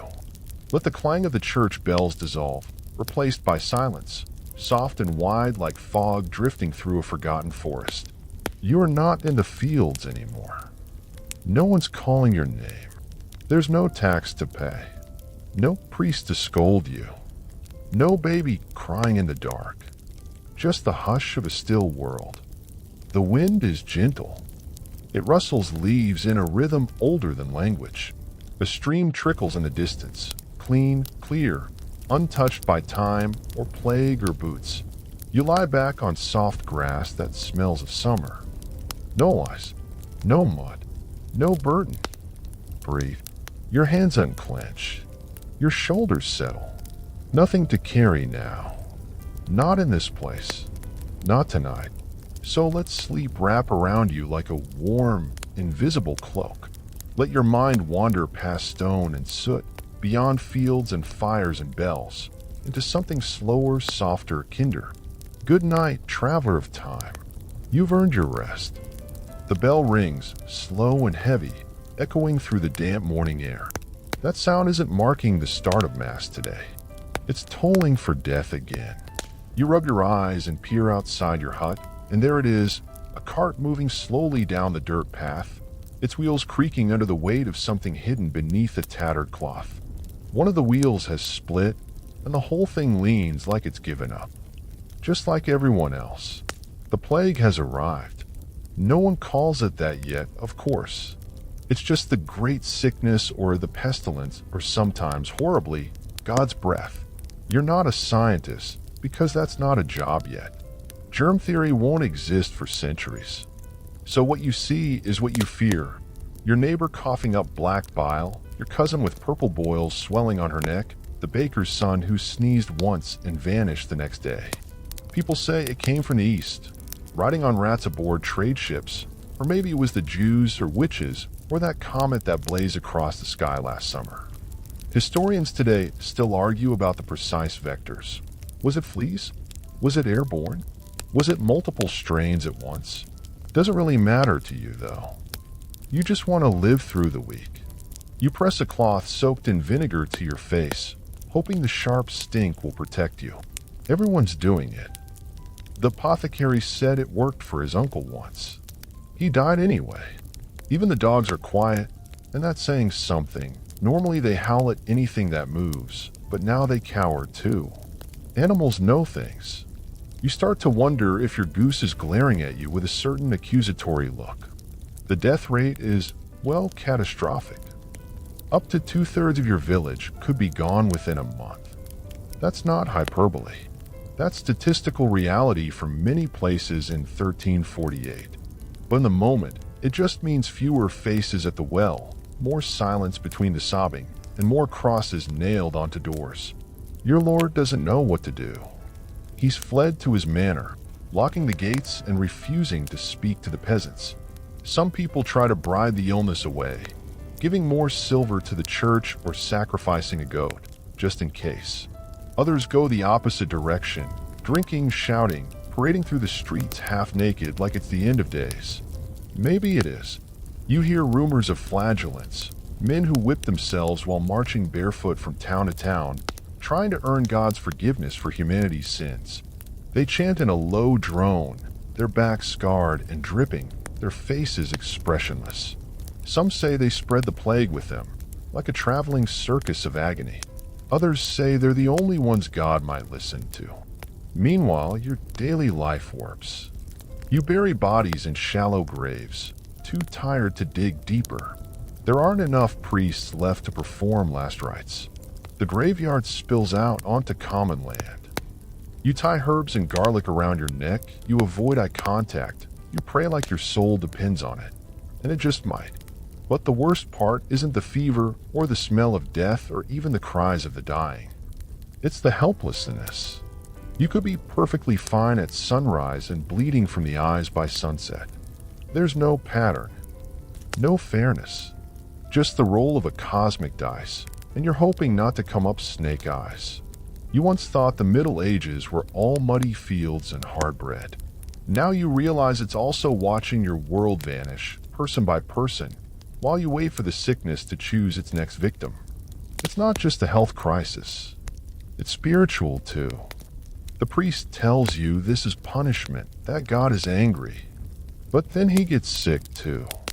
And you start to wonder, if even the holiest man in the village can't stop it, what hope do you have?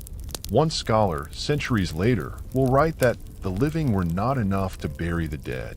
And that's the phrase that sticks with you as you lie in bed that night, breathing shallowly, hoping the next breath isn't your last. The air is thick with silence, broken only by the distant sound of someone vomiting in the dark. Outside your door, a cat slinks by, tail flicking. Maybe it's just passing through. Maybe it's looking for someone who won't wake up. You pull the blanket tighter, as if it could save you. It won't, but it's all you've got. Morning again, or something like it. There's no rooster crowing this time, just the low groan of wind moving through the cracks in your wooden walls.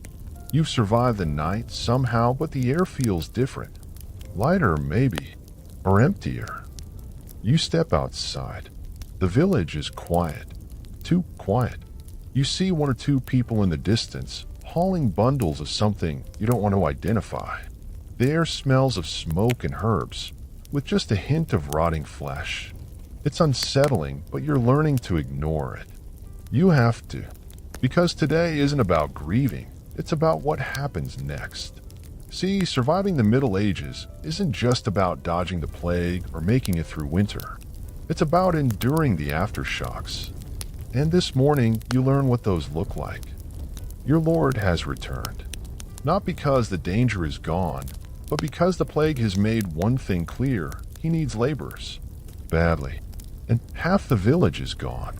The people who used to work his fields, shoe his horses, fetch his ale, they're not coming back. The social hierarchy just shifted. This is one of the strangest consequences of the Black Death.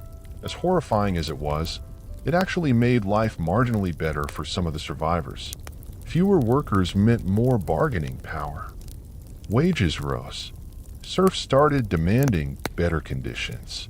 Historians still debate whether this was the start of the end for feudalism, but on the ground, it just means you're being offered a second bowl of pottage to come dig a new drainage trench. You take it. But not everyone's happy. The nobility wants the old world back, the one where you were basically furniture with legs. So new laws appear, sumptuary laws, they're called, designed to keep you in your place. You're not allowed to wear certain colors. You can't dress like the upper class, even if you've somehow scraped together a few coins. One scholar later called it status panic, but to you, it's just frustrating. You survived death, and now someone's telling you linen is off limits. The church, too, is reeling. Half their clergy died. Many of the replacements are barely trained, often illiterate, and sometimes corrupt. There's murmuring quiet for now that maybe the church isn't as divine as it claimed. But questioning that out loud? Still dangerous. So you nod during sermons, cross yourself like always, and quietly notice that the priest doesn't sound quite as confident anymore. Meanwhile, your home is falling apart. The roof leaks worse than ever, and no one's left who knows how to thatch it properly. You try your hand at it, balancing on a rotting beam, tying bundles of straw with hands that still ache from digging graves last week. At least the rats are doing well. Thriving, actually. Your daily meals are strange now. Sometimes there's more food than before, because there are fewer mouths to feed. Other days, the supply chain has collapsed entirely. The miller died, the baker left, and no one remembers how to make bread that won't break your teeth. You eat whatever you can find. You've even started to enjoy the bitterness of certain weeds, something your grandmother used to swear kept away bad humors. The healer, what's left of her anyway, tells you to boil pine needles and drink the tea. You do it, and it tastes like Christmas and disappointment. But you're alive. The town council begins enforcing new curfews. Fear hasn't left, it's just evolved. Now it's not just sickness people dread, but unrest. There are whispers of revolts in other towns. Peasants rising up, demanding land, storming manor houses. It's like the world cracked open and is reshaping itself badly. Your neighbor, a wiry old man named Lothar who smells permanently of onions, starts carving a crude sword from a broken plow. Just in case, he says. You think he's mad until he tells you a rumor that a town 20 miles east hanged their bailiff and burned the tax records. You nod slowly and return to your house. That plow in your shed suddenly looks like a good investment. Your family, what's left of it, starts to dream again. Just a little. Maybe one day you could own your own land. Maybe your daughter could marry someone with a trade. Maybe your son could apprentice with a mason instead of tilling cursed soil forever. Hope in the Middle Ages is a fragile thing, like glass spun too thin. But it's all you have now. You try to sleep that night, but the wind keeps moaning. You dream of flames, rats, and a priest with no eyes who speaks in Latin you don't understand. When you wake, it's still dark, and your hands are clenched into fists. Tomorrow you'll go speak to the reeve about getting more firewood. Or maybe, just maybe, about leaving the village entirely. You heard about a place, 10 days walk west, where the fields are empty and anyone can claim a plot. You don't know if it's true. But honestly, it doesn't matter. What matters is that something is cracked open, and through the smoke and sorrow, there might be a road forward. It won't be easy. It will probably kill you. But you've survived the plague. You're not afraid of a little walking. Your boots, if you can still call them that, squelch with each step through the damp path leading out of your village. You've decided to leave, not in a dramatic flurry of speeches or goodbyes, but quietly, like someone slipping out of a bad dream before it notices. You carry nothing but a cloth-wrapped bundle of dried turnips, some half-stale bread, and a wooden spoon because you're not entirely sure how to survive without it now. Leaving your village in the Middle Ages isn't like moving house today. You're not changing postal codes. You're stepping into a legal, spiritual, and logistical void. You don't have travel papers. You don't know the laws in the next region. Technically, you're property walking itself off the estate. And while serfdom was weakening in some places, plenty of lords still considered you theirs. Still you walk. The landscape shifts slowly. Forests, fields, and bogs blur into one another. You see birds, actual birds, more than you've seen in months, and for a moment it's peaceful. But peace doesn't last long in the Middle Ages, because soon you smell smoke. A burned-out village, blackened walls, collapsed roofs, ash where someone's dreams used to live. No people, no animals, just silence. You keep walking, faster now. Bandits are a real threat. With social order unraveling, many have taken to the roads with blades and desperation. Some are former soldiers, others just men with nothing left to lose. They prey on travelers like you, people who look like they wouldn't be missed. So you avoid the main road, ducking into brambles, crouching behind trees every time you hear distant hoofbeats. One night, you sleep under a fallen log. You dream of a fire and a table set with actual meat, but wake up chewing a piece of tree bark in your sleep. Your mouth bleeds. You spit, laugh quietly, and keep going. After several days, you reach a town.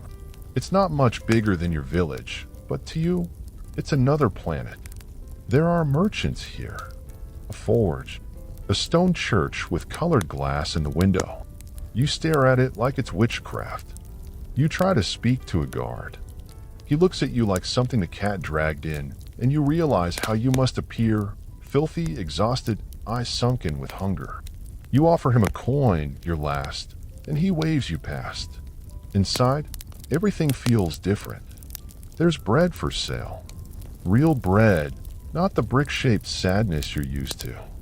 A butcher hangs actual meat from iron hooks. A potter throws clay with practiced hands. You've entered a place that somehow dodged the worst of the plague, or at least has recovered faster. But here's the catch, you don't belong. You're a stranger. You don't have a trade. You don't know the local customs. You're not part of any guild, and guilds control everything. Shoemakers, bakers, masons, even barbers. If you're not in the guild, you don't get work. If you try anyway, you might get fined, jailed, or politely run out of town with a broom. So you find a tavern. It's dark, smoky, and smells of old beer and unwashed humanity. You sit in a corner, trying to look smaller than you already are. A man notices you. He says he needs someone to help repair a roof. You nod before he finishes the sentence.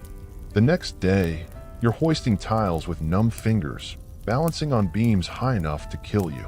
Your back aches. Your arms tremble. But the man gives you a coin and half a loaf of bread when it's done. It's more than you earned in a week back home. You realize something, mobility, while limited, is possible. The post-plague world is shifting. More people are leaving their manors, chasing opportunity, and while laws still try to stop them, enforcement is inconsistent. You might survive this new town. You might even do better than survive. You find work again, digging a ditch, hauling firewood, cleaning stalls. It's terrible, but it's work. You start to learn the rhythms of the place. You pick up bits of the local dialect. You even start to recognize the regulars at the tavern. One of them teaches you how to dice turnips without slicing off your thumb. Progress. Then, one evening, you hear church bells, not for prayer, but alarm. A fire has broken out in the thatched roof district. You run, joining others with buckets and blankets. The flames are consuming homes like they're made of paper, and in many ways they are. You help douse the edges, stomp burning straw, drag a child out of a collapsing shed. Your hands are blistered, your lungs full of smoke. But people notice. Afterward, the town reeve pats you on the shoulder. Baker gives you a heel of cheese. The tavern keeper says you can sleep in the stable tonight instead of the gutter. You're starting to belong. Historians still debate how much freedom a wandering peasant could truly gain in the wake of the plague. Some argue that local lords clamp down harder. Others point to towns like this, flexible, short on workers, open to anyone who can lift a bucket. For you, it's simple. You have a name here now. You lie on the hay in the tavern stable, staring at the slats in the ceiling, feeling something you haven't in a long time, warmth. Not just physical, but human. A sense that maybe, despite everything, you might make it. A horse sneezes nearby. A rat scurries past your foot. You smile anyway. Morning comes, and it's different this time. Not because it's warmer or the air smells any better. It still reeks faintly of dung and ale, but because for once you're waking up with purpose. You're still sore. Your back still crackles like a burning log every time you sit up. But today, someone is expecting you. The stonemason, a man with more beard than face, told you yesterday he needed help hauling rubble. He even muttered something like decent work for once before tossing you a heel of bread. High praise. This is what survival looks like in a medieval town. You're not just avoiding death anymore. You're inching toward a kind of life. There's rhythm to it. Work, bread, sleep, repeat. But before you get too cozy, let's talk about town life. Because it's not the paradise it might have seemed after leaving your plague-ridden hovel. Towns are cramped. Buildings lean toward each other like they're conspiring. Streets are barely wider than an ox. Windows are mostly shuttered. Privacy is non-existent, and gossip travels faster than disease. Someone sneezes wrong, and by midday they're probably dying of the sweating sickness, according to 3 tavern wives and a boy selling onions. There are rules here, lots of them, and they're enforced with surprising enthusiasm. You can't just dump waste in the street like you did back home. Technically, people still do, but now there's a fine, and a man with a stick and a badge who will cheerfully collect it. Bread must be sold at a set price. Meat can't be weighed with a thumb on the scale. And if you're caught watering down your ale, you'll spend a night in the stocks with vegetables flying at your head. Markets are noisy, chaotic, and full of scams. One woman tries to sell you a chicken that is either dead or extremely tired. A man offers miracle water that looks suspiciously like it came from the same bucket the horses drink from. And a toothless crone tries to trade you a potion that smells like rotten garlic and broken promises. Still, commerce is real here. If you had something to sell, anything, you might actually start earning more than scraps. Historians still argue whether these town regulations help the commoner or just reinforced guild monopolies. On the one hand, standardizing prices helped prevent exploitation. On the other, if you weren't in a guild, you were basically out of luck. You consider apprenticeships. They're long, often brutal, and sometimes unpaid for years. But they offer a future. Maybe the blacksmith would take you in. You already know which end of a hammer to hold, and that's more than some. But apprenticeships come with contracts, sometimes literal ones, sealed with wax and witnessed by the reeve. And they usually require a family to vouch for you. Someone who can promise you're not going to disappear in the night with a sack of nails and the master's goat. You have no family here. So you keep working odd jobs. Cleaning chamber pots for a rich merchant. Hauling pig carcasses for the butcher. Sweeping ash from the church steps before morning mass. It's not glorious, but people begin to nod when they see you. A child waves once. You nearly cry. Then one day, something unexpected happens. You get sick. Not plague sick, not again, but definitely sick. Your throat tightens. Your nose runs like the village stream after a storm. Your joints ache with that deep, humming misery that means your body's staging a protest. In a better world, you'd rest. Drink broth. Maybe nap under 3 blankets while someone brings you warm wine. In the medieval world, you go to work anyway. Missing a day means missing food. It means someone else gets the job, and maybe they don't give it back. You show up to the mason's yard coughing like a dying donkey. He gives you a look that could curdle cheese, but lets you haul bricks anyway. By midday, You can barely stand. You're drenched in sweat. Your limbs feel like lead. Someone mutters he looks poxed, and suddenly you're alone. This is another town truth. Fear spreads faster than compassion. People have lived through too many outbreaks to risk kindness. You collapse behind a pile of stone and sleep there, curled like a sack of laundry. When you wake up, it's dark, and someone's placed a crust of bread beside you. You don't know who. Over the next few days, your fever breaks. You heal, slowly. You survive again. When you return to the square, the stonemason grunts and tosses you a trowel. He never says, "Glad you're better," but you hear it anyway. One evening, you're invited to a small feast. It's not much, some dried fish, boiled cabbage, and a half-rotten apple passed around like treasure, but it's communal. There's music, if you can call one man wheezing into a flute music. People laugh. You laugh. It's the first time in months you felt almost human. But don't let the good feelings fool you. This is still the Middle Ages. Life is always one stub toe away from sepsis. One wrong word from a beating. One unlucky day from becoming someone else's sad cautionary tale. Still, you've carved out something here. A routine. A name. Place. You look around the fire. The faces glow in the flickering light. Tired, lined, toothless, but alive.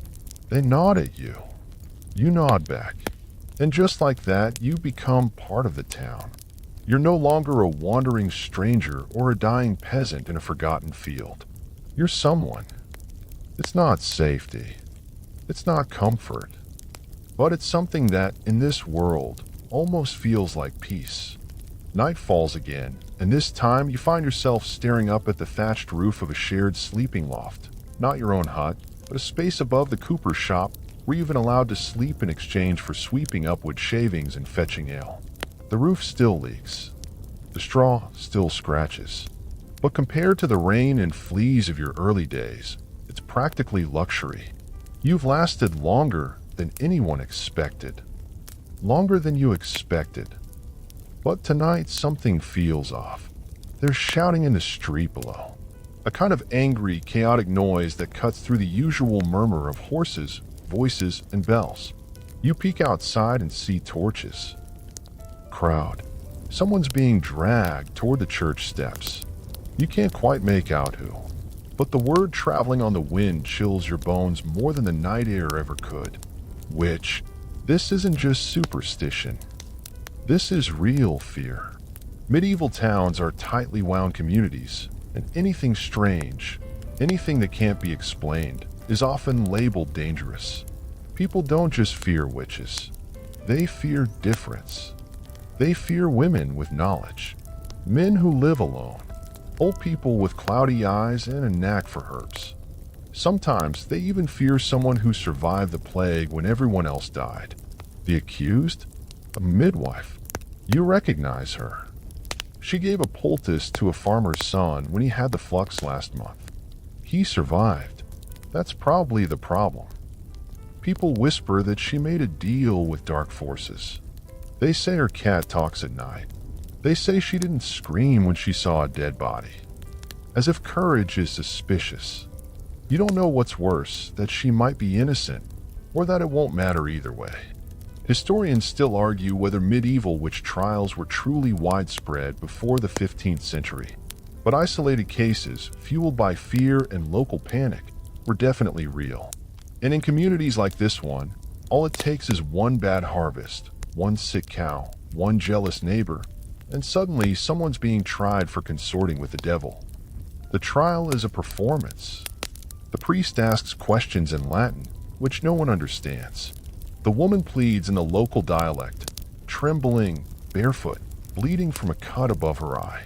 Someone in the crowd throws a rock. No one stops them. Then comes the test. They'll tie her hands and toss her into the river. If she floats, she's a witch. If she sinks, she's innocent and probably dead. It's a lose-lose scenario. And watching it play out from the edge of the crowd, you feel something that hasn't surfaced in a while, rage. But you say nothing. No one does. To speak up is to join her. And tonight, no one wants to be burned, drowned, or forgotten. The next morning, no one talks about it. Life resumes as if nothing happened. The butcher sharpens his blades. The baker opens his shutters. The children chase a dog down the lane. You ask where the midwife went. Someone shrugs. Justice, they say. You realize something chilling. Justice isn't about truth here. It's about order. About fear. About keeping the world simple, even if it means sacrificing someone to do it. You return to the cooper's shop in silence. The town may have accepted you, but it hasn't embraced you. That's a different thing. You're still one bad rumor away from becoming the next witch, heretic, or criminal. Your safety is temporary, conditional. A privilege granted by silence and luck. That evening, you work late. The cooper's son, barely 9, asks you if witches really ride brooms. You tell him no. He looks disappointed. You try to remember the stories your grandmother told back home. Were they about witches? Saints? It's all blurring now. Medieval time moves differently, not just slower but thicker. Days feel like fog. Names get swallowed. You've forgotten the date, the year, even your own birthday, if you ever knew it. Instead, you mark time by survival. The day you first ate pottage. The week the lice in your shirt finally stopped biting. The night you slept on clean straw.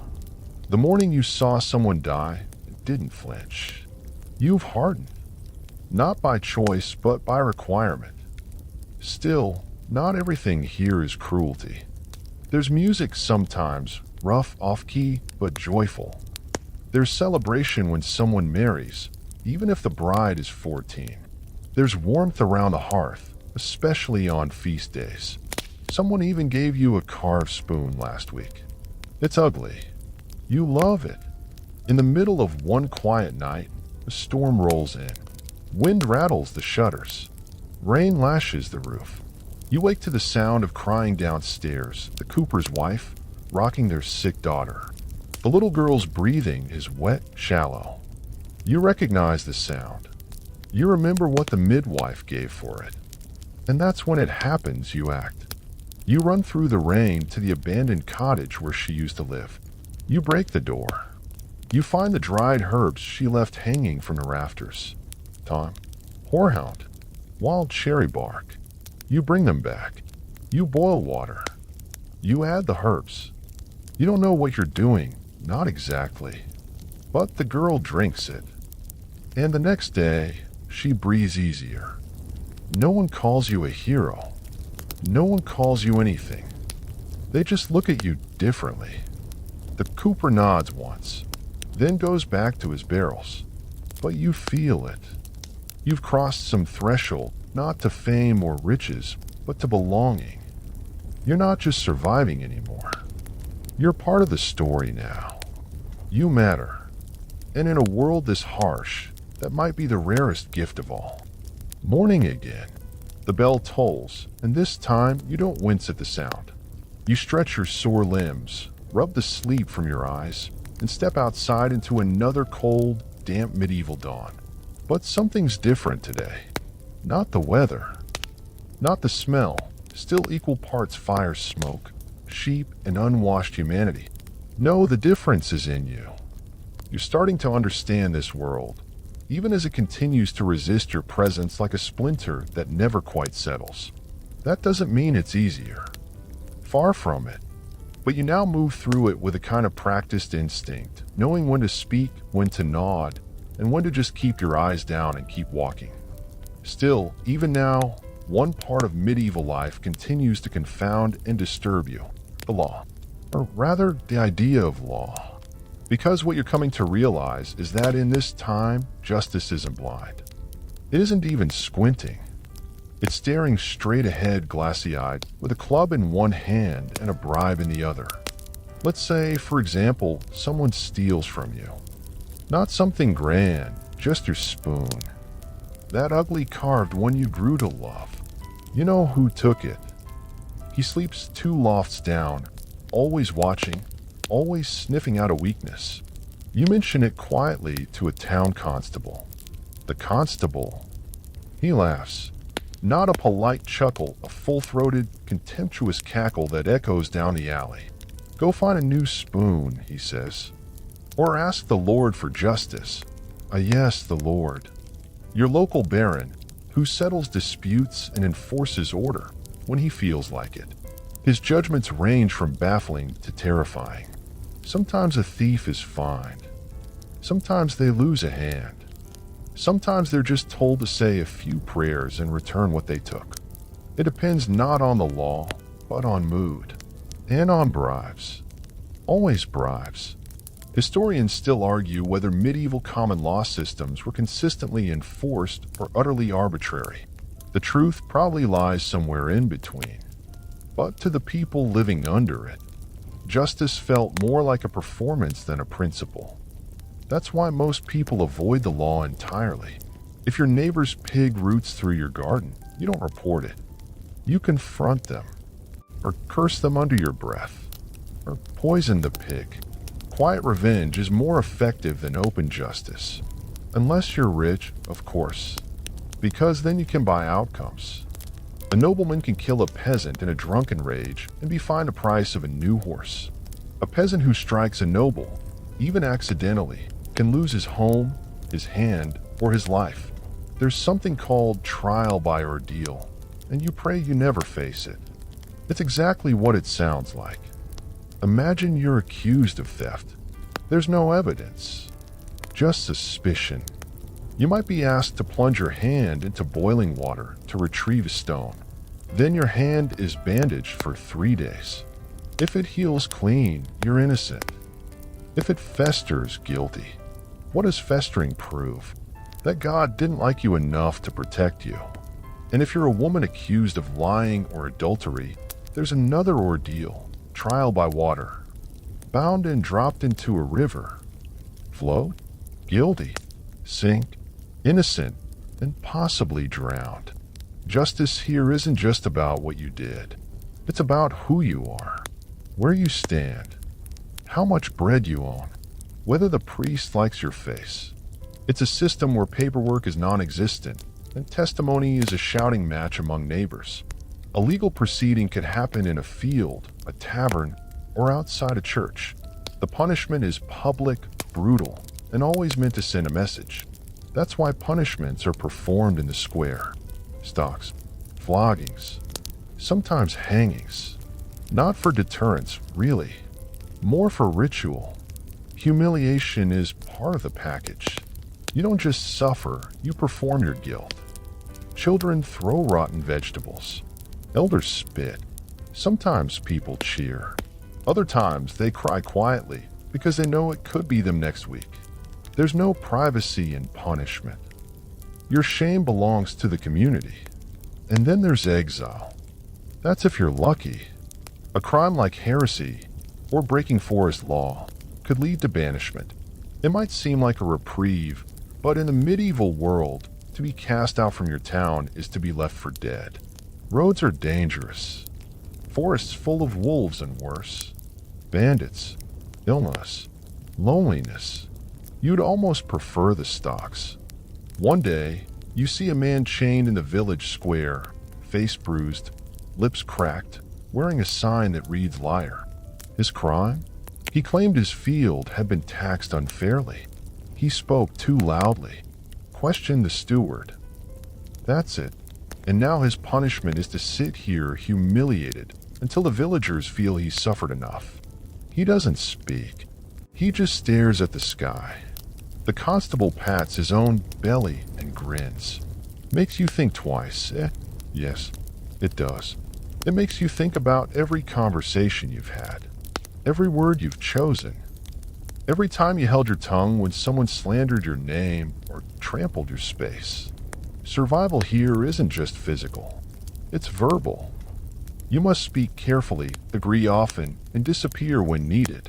Ironically, you now understand why people flock to the church. Because at least in religion, Forgiveness is possible. Confession, penance, redemption. The law offers none of that. It offers spectacle, fear, and silence. But you've learned. You know now how to stay out of sight when tensions rise. How to nod at the Lord's steward without smiling too much. How to hold your rage inside like everyone else does. Still, when you walk by the chained man again, you give him half your crust of bread. He doesn't say thank you. He just chews slowly, eyes still on the sky. You wonder if he's praying. You wonder if he still believes justice is possible in this world. You're not sure anymore. But tomorrow you'll wake up again. You'll labor, nod, bow, and keep surviving. Because in the Middle Ages, that's the only law that truly matters. Don't stand out. Don't fall behind. Don't hope for fairness. Just endure. You wake to the sound of coughing, dry, hacking, relentless. It's not your own. This time, it's coming from the neighboring loft. You already know what it means. Another one's caught it. Not it as in a cold. Not it as in some seasonal sniffle. No, this is that kind of cough, the one that buries people before their next birthday. Welcome to the charming world of medieval disease. No, you're not being dramatic. You're being realistic. Because here, a cough could be the beginning of the end. And there are so many ways to die. It's honestly impressive.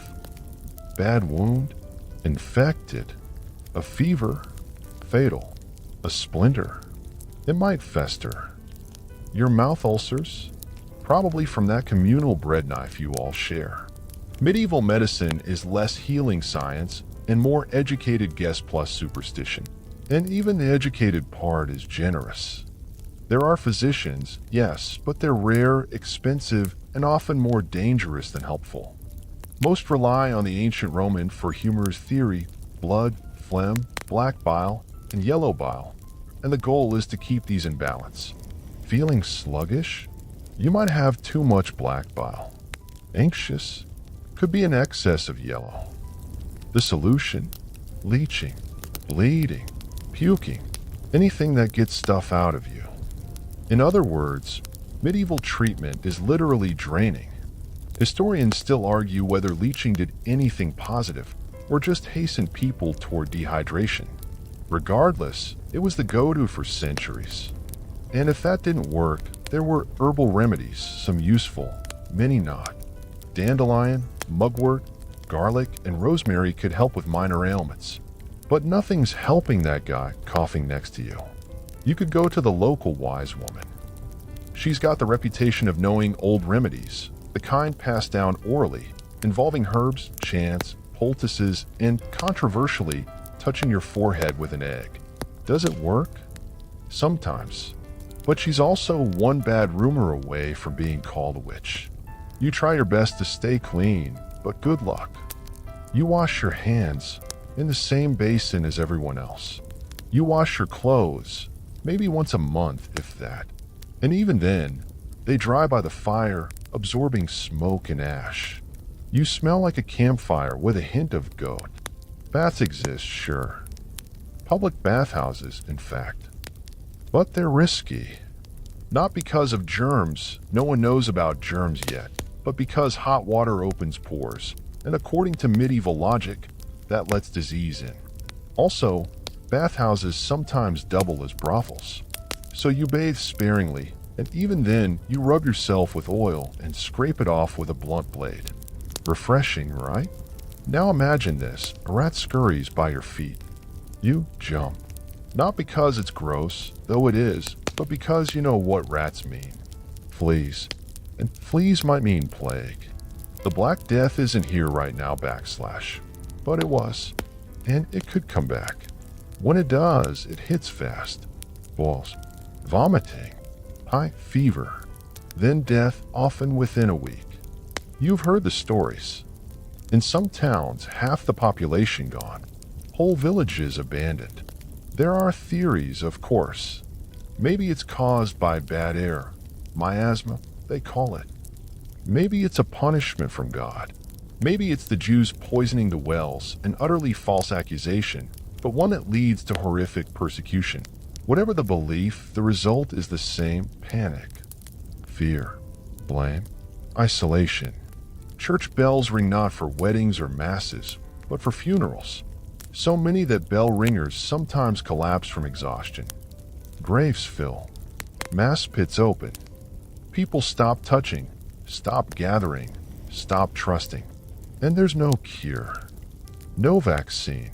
No understanding of bacteria, viruses, or even how diseases spread. That's the scariest part. You're living in a world that doesn't know what's killing it. Of course, some people cling to charms, little trinkets tied with string, bits of parchment with prayers, relics of saints. Others go on pilgrimages, hoping distance and devotion will spare them. You just keep your head down and pray the cough stays next door. Speaking of prayers, religion is the backbone of healthcare. Monasteries often double as hospitals. The monks there provide food, warmth, and maybe a compress soaked in wine. They offer comfort, spiritual comfort mostly. If you're dying, they'll help you confess, receive last rites, and prepare your soul for heaven. But don't expect surgery. If someone does cut into you, say to remove an arrowhead or drain an abscess, it'll be a barber surgeon. Yes, the same guy who trims hair also handles amputations and tooth extractions. There's no anesthesia unless you count screaming. Or a stiff drink if you're lucky. You witnessed one once. A man's foot is gangrenous. The barber ties a cloth above the knee, says a prayer, and gets to work with a saw. Blood sprays. The man howls. You turn away. Later, you hear he survived. For a few days. Then there are the odd remedies. One involves wearing a dead toad around her neck. Another recommends inhaling the smell of freshly baked bread. Apparently, it wards off plague. There's a woman who swears by burying your own fingernails in the garden under the moonlight to transfer the illness to the earth. Harmless, maybe. Effective? Who knows? Meanwhile, pregnancy is a death sentence roulette. Midwives are skilled but unsupported. One wrong turn, one breech baby, one moment too long, and both mother and child could die. No C-sections. No sterile gloves. No emergency room. Just hands, intuition, and whispered prayers.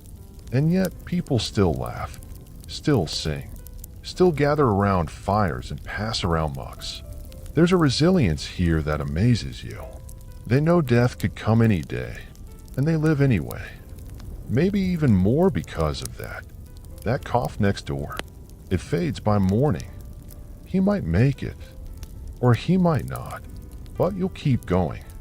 You'll keep chewing bitter herbs, boiling water, wiping your nose with your sleeve. You'll keep breathing air that smells like hope and rot. Because even if the medicine is flawed and the doctors are terrifying, you got the most powerful treatment of all. Sheer, stubborn survival. Your stomach growls again. Not just the casual rumble of skipped breakfast. This is a deep, hollow ache. The kind that gnaws at your spine and makes your thoughts fuzzy. Hunger isn't just a passing inconvenience here. It's a constant, like the wind or the mud. Food in the medieval world is complicated. There's plenty of farmland, sure, but plenty can still mean not enough. Weather can wipe out an entire harvest. A long winter, too much rain, a sudden frost in spring. Any of these could mean famine. And when famine comes, it doesn't tap gently. It punches straight through the village walls. But even when the harvests are good, you, the commoner, aren't dining like a king. Your daily meal, if you're lucky, is porridge. Thick, grayish mush made from barley, oats, or rye. Sometimes there's a turnip in it. Maybe an onion. If you're truly blessed, a little fat from last week's bacon rind is melted in. No spices, of course, those are for the rich. Salt is precious. Sugar doesn't even exist in your world yet, not in any practical sense. You chew slowly, because there isn't more. Bread is life here. Not soft and fluffy, more like hard, dense slabs. Black bread, they call it, made from rye or other rough grains. You gnaw through it using your molars like a donkey might. Sometimes you use it as a plate, the trencher, and when you're done, the bread has soaked up the stew, and you eat that too. No waste. Meat? Rare. It's expensive, heavily salted to keep it from rotting, and only brought out on holy days or after a lucky hunt. You see more meat rotting on noble tables than on yours. Even then, you'd have to fight your way through a flock of flies to get to it. And yet, feasting does exist. Just not for you. Nobles dine on roasted boar, swan stuffed with apples, and spiced wine that tastes like warmed-up luxury. Their tables are long, their platters heaped. Peacocks served with their feathers reattached. Fish molded into the shape of animals. Entire meals served more as performance than sustenance. You watch from afar, maybe serving in the hall, maybe peering through the doorframe, and your mouth waters. But you'll go home to your barley mush again. During Lent and other fast days, of which there are many, you're not allowed to eat meat.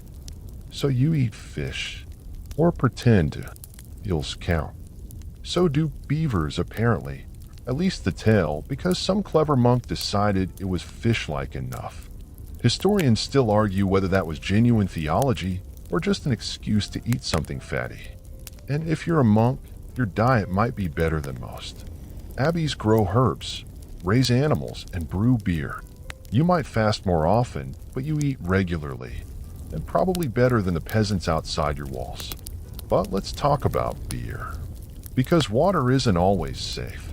Wells can be contaminated. Rivers carry waste. So people drink beer, small beer really. Low alcohol, cloudy, slightly sour. Even children drink it. It hydrates, fills the belly, and doesn't kill you. Usually, wine is for the rich, or for church. Communion wine is sacred, after all. But in your daily life, that sweet liquid is as rare as a clean tunic. You sip it only during high feasts if someone shares. Now, foraging becomes a skill. You know which mushrooms are edible, which roots can be boiled. But mess it up, eat the wrong cap, the wrong berry, and you're gone by sunrise. Your gut twists, your vision doubles, and suddenly you're the subject of tomorrow's cautionary tale. One summer, a neighboring village eats moldy grain. Ergot, it's called. A fungus. It makes them hallucinate wild, terrifying visions. They thrash, they convulse, they shout about fire and demons. People die. Others are thought to be cursed. You think the stars your loaf came from a different oven. The phrase, "you are what you eat," doesn't really apply here. Because in this world, what you eat says who you are. Nobles eat white bread. Peasants eat brown. The quality of your loaf is a class marker. You don't just eat to live. You eat to know your place. And fasting, that's not optional. It's mandatory. Dozens of days per year are designated no meat days. Sometimes no dairy, no eggs, no fun. If you break it and someone rats you out, you pay a fine or do penance.